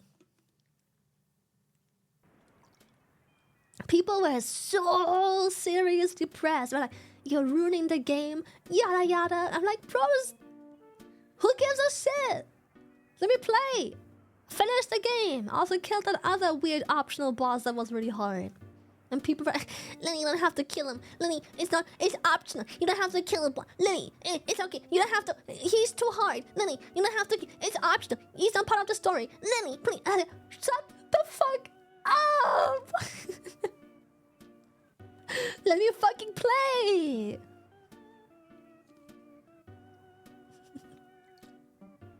Wow.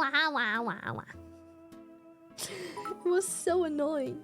Shy nods yep, I don't care what others say about Genshin, I love the game. Yeah, please do. It's a great game, I think so too.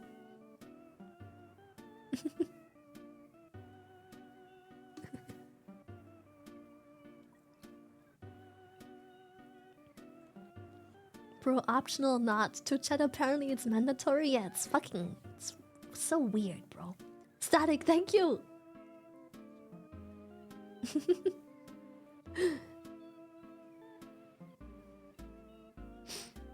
Lily, please, you're not playing how I play.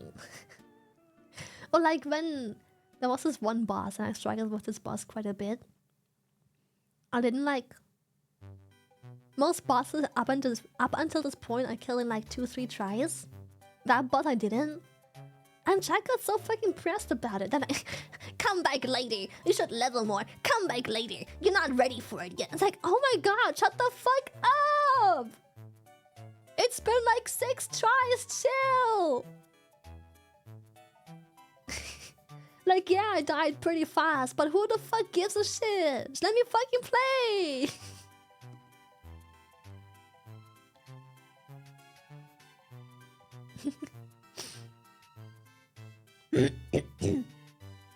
Wah, wah, wah, wah, wah.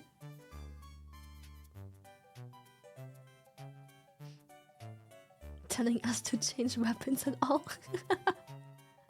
Yeah, I did change. I actually did change a weapon for one of the bosses. And that became a meme because Jack kept telling me to switch my fucking weapons. And then for one boss, I actually didn't kill the boss, and Jack was like, "I'm gonna switch weapons now." Every time I struggled at the boss, Jack was like, "I'm gonna switch weapons now." Lala wasn't around for that time. One time I got so pissed because I specifically said don't spoil the game. And I came across an intersection and someone was immediately, "Ah, Lily, you should go there and kill this one before you go there." I'm like, why? Why? Lily, go left and kill the dragon on the bridge. You can just come out on the bridge and then kill the bridge. Then he'll fall and he'll die. Why?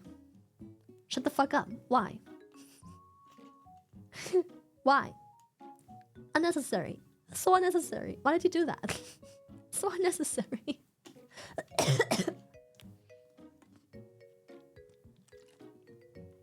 Let me struggle.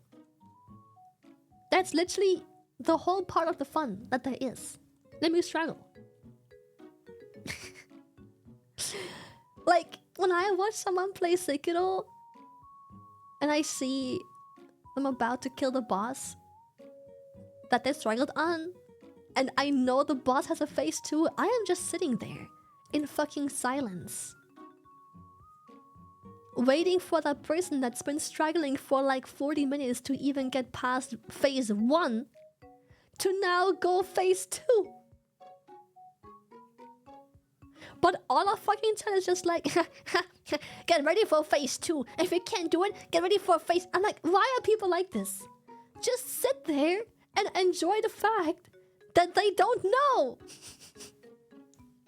Just sit there and watch them experience a world of pain as I realized that phase 1 wasn't it. If you're having fun, then you're playing the game right. These man-children can't seem to handle people playing the game differently. SMH, go outside. Yeah. Yeah, watch them suffer. Backseaters be like, if you don't play the super ultra new meta, you are doing it wrong. Yup. What you have now is dog water. It's no wonder you are dying.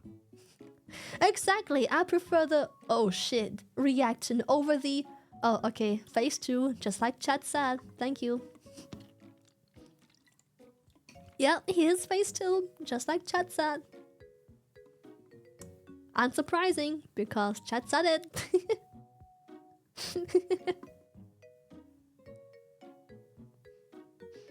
No way Fauna had to pre-record her entire playthrough of Outer Wilds because she knew chat would spoil it? That is so sad. Damn. That's actually fucked up. But it isn't entirely true. Oh, correction? Oh? Correction?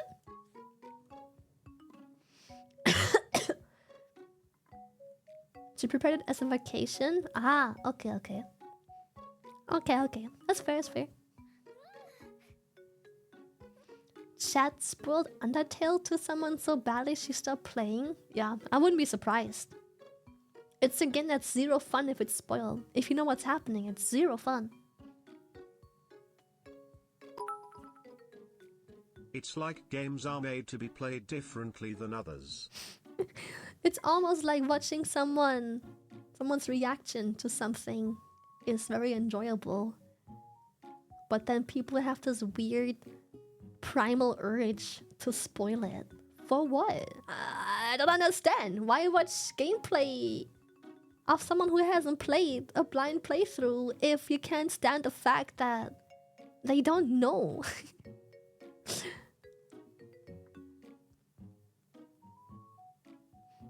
Dude, Souls games are tough to stream if you don't have thick skin.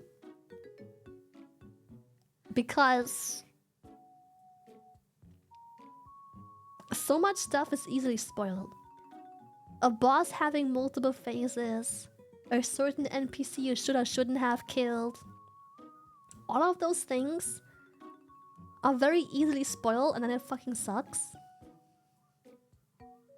So I get it, yeah.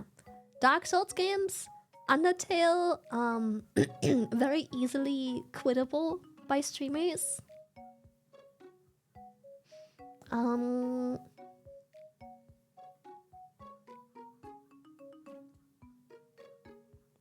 Yeah, or chat has been like, you can cheese this boss with rot or something. It's like, why? Just let the person struggle. Now they feel like the struggle isn't worth it because, like, well, if I'm struggling with the boss and it can be rot cheese, then I guess I'm gonna go get some rot and just rot the boss instead. Cool. Wow. Cause like, yeah, they could keep trying without rot, but now will just forever be in the back of their head, like they could have just cheesed the boss. They can just cheese it, you know. Lazy, thank you. And you lose the accomplishment of doing it as well. Yeah, it just ruins the fun.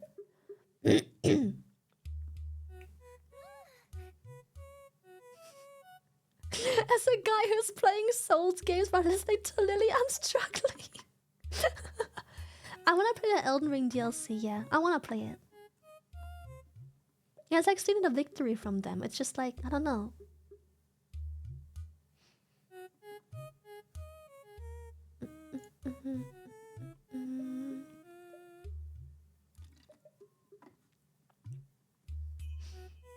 I'll just be a true gamer and do the game round to trigger chat. I do that sometimes. Like when chat tells me to go pick it up a chest.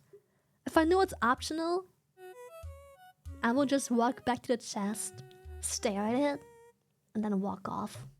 Fuck it.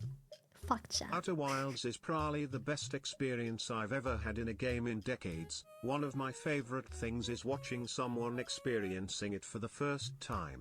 Spoilers fucking ruins it. Fuck you guys. Yeah, like, it's the same for me. I would give anything to experience Elden Ring for the first time again. I'm particularly jealous of my friend who is going through it for the first time. Exactly. Can I pick up your chest, Riz? It's like I stopped, and I'm not gonna tell who, but I stopped watching someone's Sekiro gameplay because chat is just fucking obnoxious. I hate it. They're spoiling them everything, and it's just so annoying. I don't ever get the like, oh shit moment from streamer, or the despair, or the no way, like the fucking no way I could do this whole time when I figure something else out, when I figure out how something works. And it sucks. I watched for many hours and lots of gameplay, but eventually I just had to go because like even as a viewer, it was no fun watching them play Sekiro because the chat is such a fucking buzzkill, bro. It's such, like, stop killing the vibe all the time. It's so annoying. I want to see their reaction. There's no discovery. Actually, that was a bit much even for me. I'm sorry. Don't worry.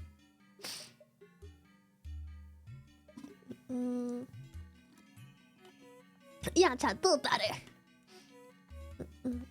I didn't play Lies of P before. I'm gonna be honest, the only reason I didn't is because I don't like the aesthetic a whole lot. Lies of P has this very strange aesthetic I'm not looking forward to. I was thinking of at some point playing Bloodborne though. But Bloodborne falls into the same category as any other Souls-like. Amazing chest ahead. Therefore time for finger but hole. Finger, butthole. I was thinking Bloodborne because I think the boss design and everything looks really cool. So it's the same setting, is it? I don't know. Lies of P seems like you fight doll after robot after robot doll after robot after robot doll after robot doll. Bloodborne looks like you just fight big ass badass monsters.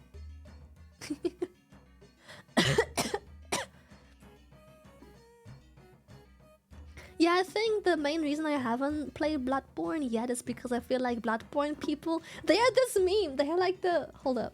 They're this meme.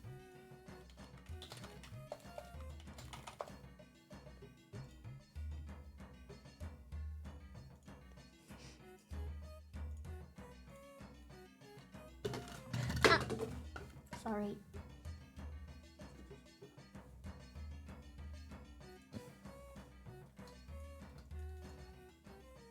Hold up. I am preparing the funny.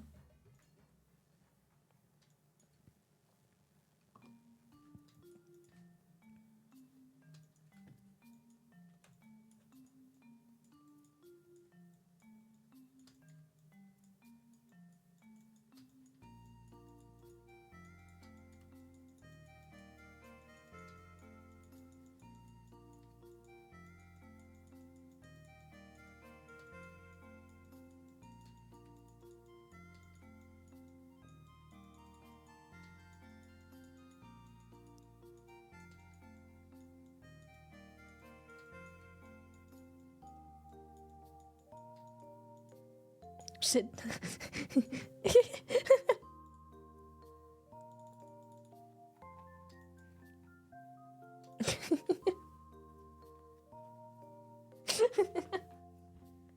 She spelled Bloodborne wrong. Oh, Mabi. There you go. I didn't know I had an E. Bloodborne. So true, Queen. So true. Plot coin. It's so accurate though. This is what it feels to play any Souls-like and or esque genre there is. Undertale or similar games. Some communities just have people that can't shut the fuck up. And it's the main reason I don't want to play the games on stream ever, because it's just like, I think I would love Bloodborne, but the fact that every time I go somewhere or struggle the first time killing something, I'll just have people getting triggered and upset, looking like this. Can't have shit, bro.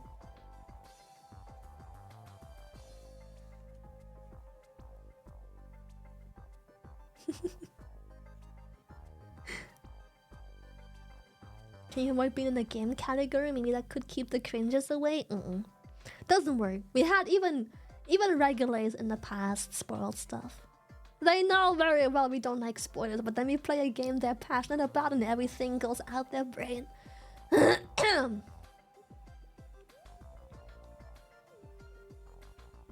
have seen the War Within Collector's Edition Miikis. Yes! And I bought it already. I will add the Griffin statue to my Alex Strada statue. Yes, I've seen the Collector's Edition. I am very excited.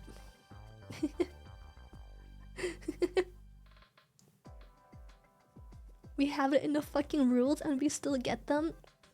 Same with like people not typing in English and then going, is Lily racist towards insert country here? Is Lily a nationalist? Like, what the fuck? Lily hates people from XYZ. Like, what the fuck, bro?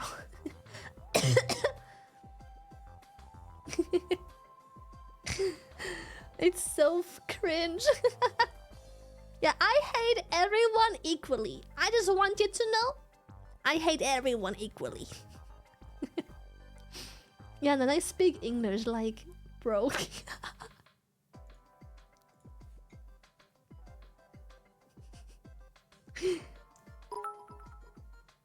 Oh, she a national treasure, okay. She a national treasure, right? Lily must hate Germans cause she left the country. Someone types in German, gets a message deleted. Lily hates Germans! I'm literally German. Lily hates She is racist! What have Germans ever done to you?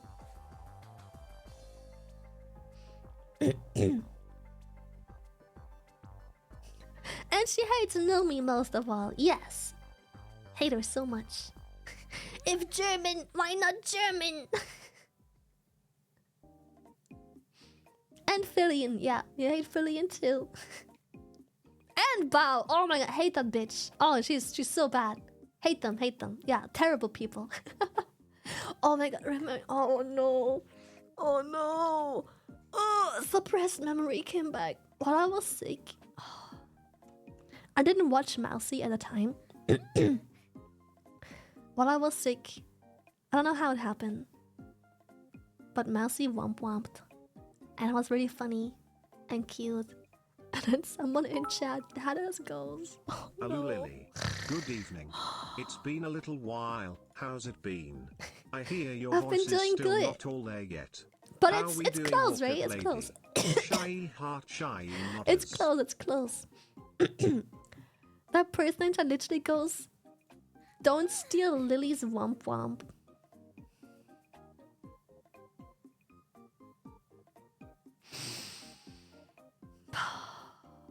Fuck. Sometimes people are so cringe. Let her womp! Let her womp! What the fuck?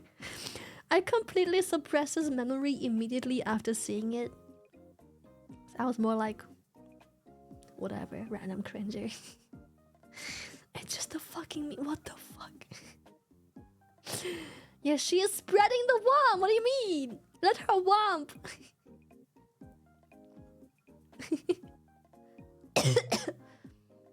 Let the tungsten rat womp. Yeah, it was so cringe. Oh my god, seeing that was so cringe. Oh my fucking god. Oh, it was so bad. I cringed so hard. Fuck. All wombs are equal, yes. Let the flightless metal bed womp.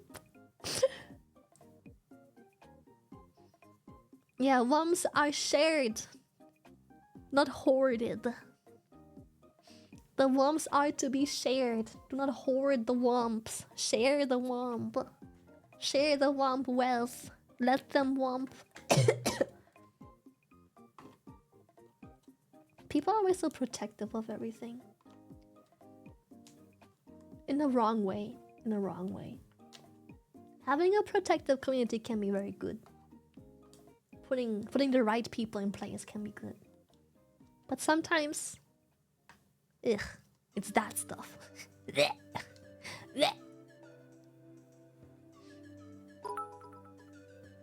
Telling someone that they can't womp is the same as saying that they can't Right? breath. Womp is love. Womp is life. Exactly. It is everyone's right to womp. What the fuck? Womp stop. Missed your fig. Hey yo. Fuck. Got a bit too excited there. Hey yo, fig. What up?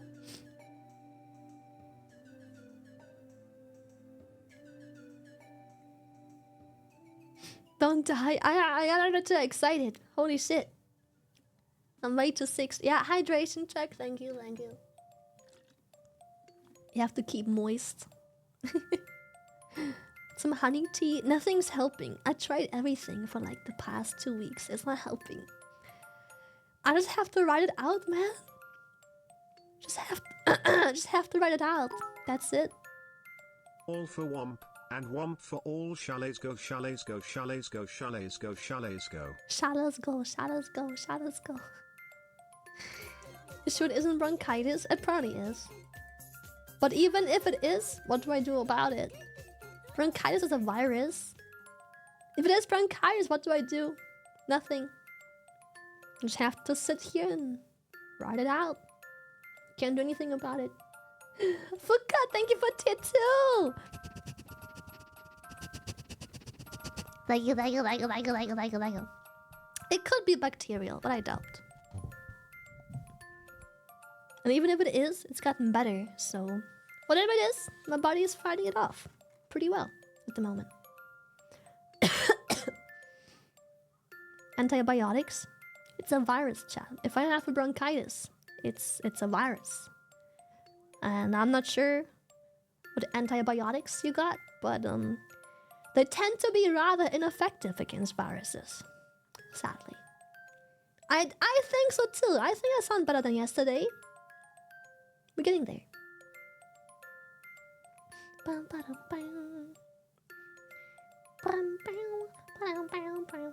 Bronchitis isn't a virus I got in December. Okay, before I talk shit, I am very much convinced it is.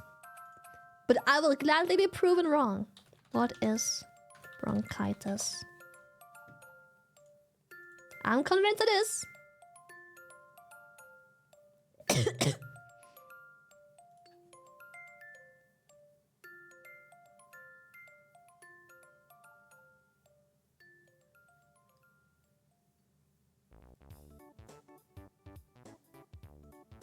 It's a virus. It is though. It is though.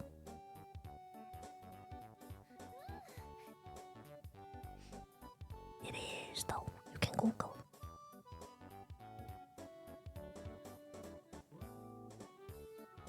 She's right. She's right.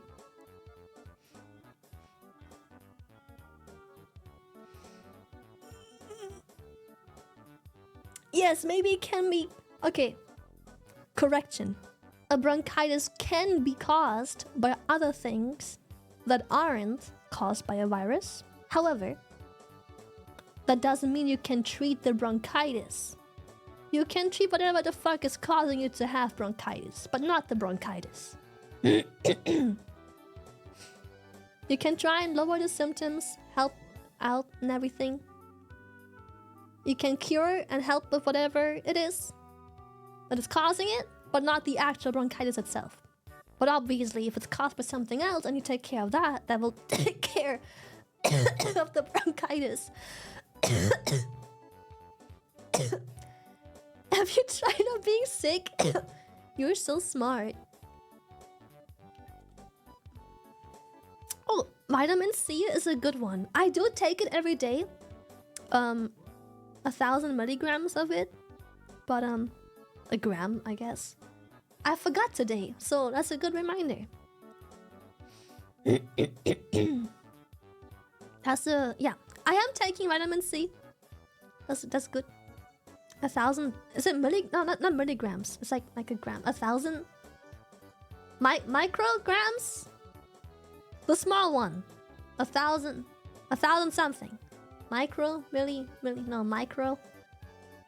Vitamin D2, that's also a good one. I have it here, but I literally just took the last sip of my water.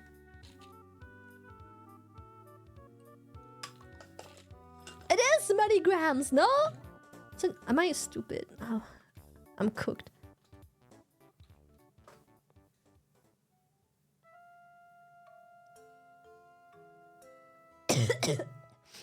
It is milligrams. MG is milligrams. 1,000 milligrams.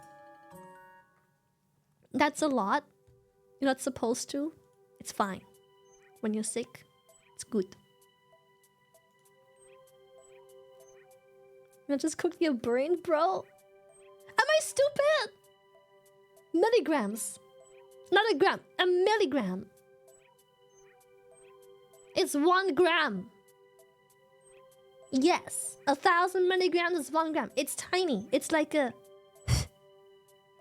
Have you ever measured a singular gram of something? It's like a dust. Still a lot? No, it's completely fine. Chat! Shut up. Silence. Do not internet doctor me. It is completely fine. Oh, my bad. It isn't even a fucking gram. It's 0.001 gram. It's a milligram. Maybe. Wait, it isn't even in grams. Since Lily was the same size as the virus, there would be no friendly fire cake.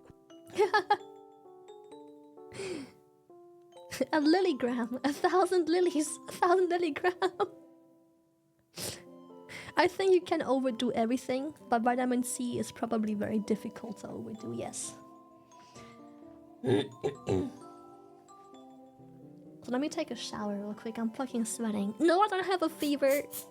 It's just, coughing is tough, okay? It's a big fucking contraction of my entire upper chest. Let me sweat. Also, my room is very warm and moist because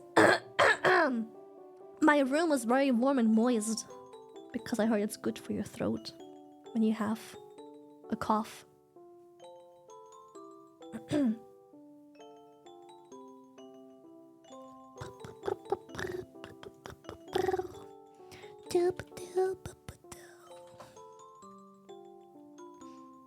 Is it working? I think it's working a lot. I think I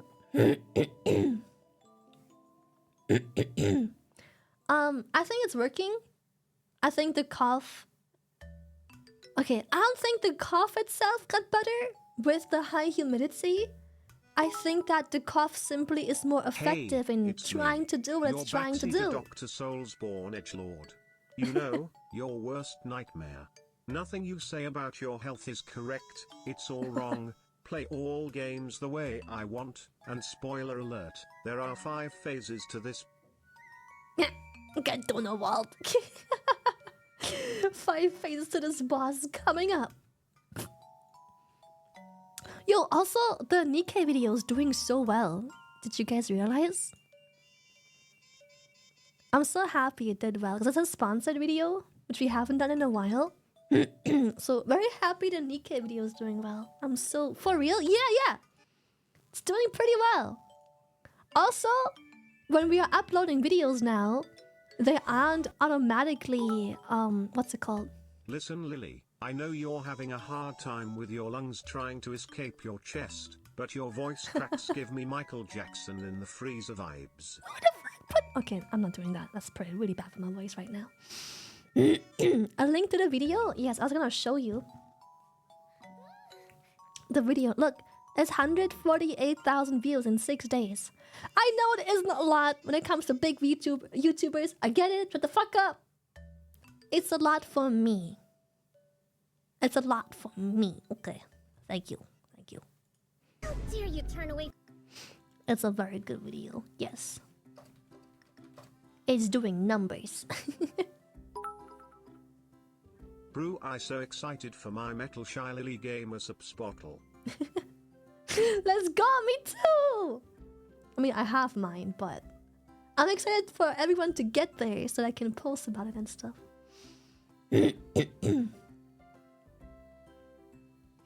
Yeah, it's doing numbers. I'm happy. It has a good view count and everything. I'm very happy. Yes, I like my own videos. Shut the fuck up. I want them to look good, okay? I care. I don't care what other people say. I care about my videos doing good. I like my own videos. I wouldn't upload them if I wouldn't like them. I do the same.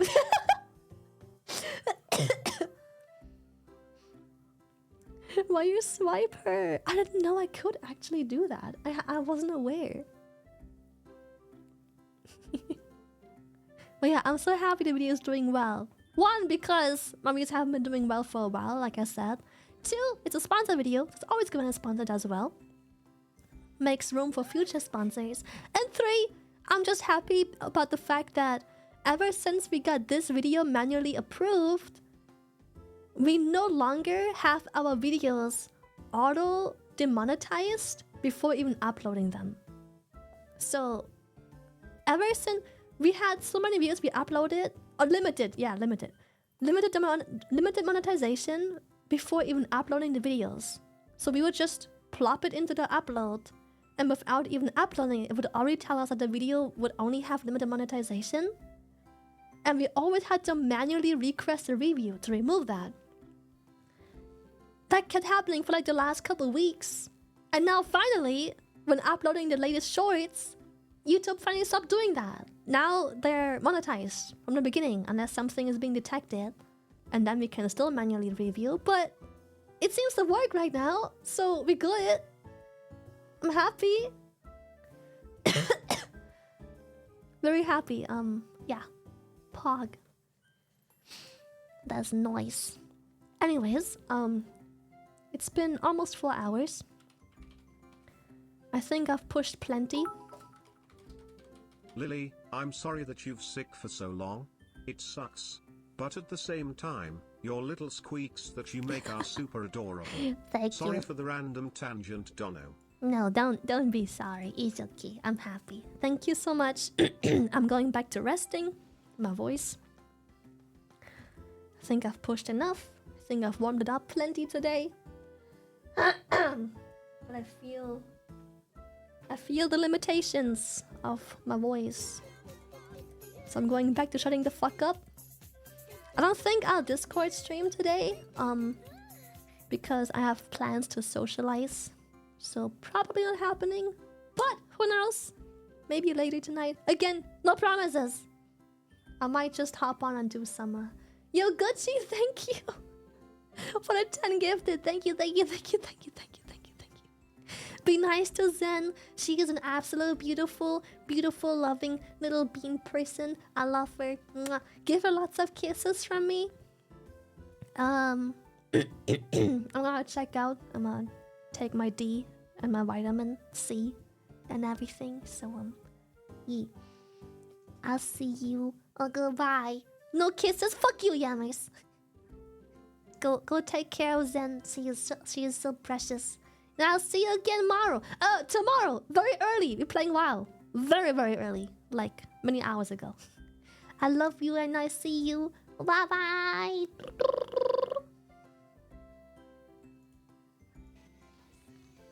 I want to see something.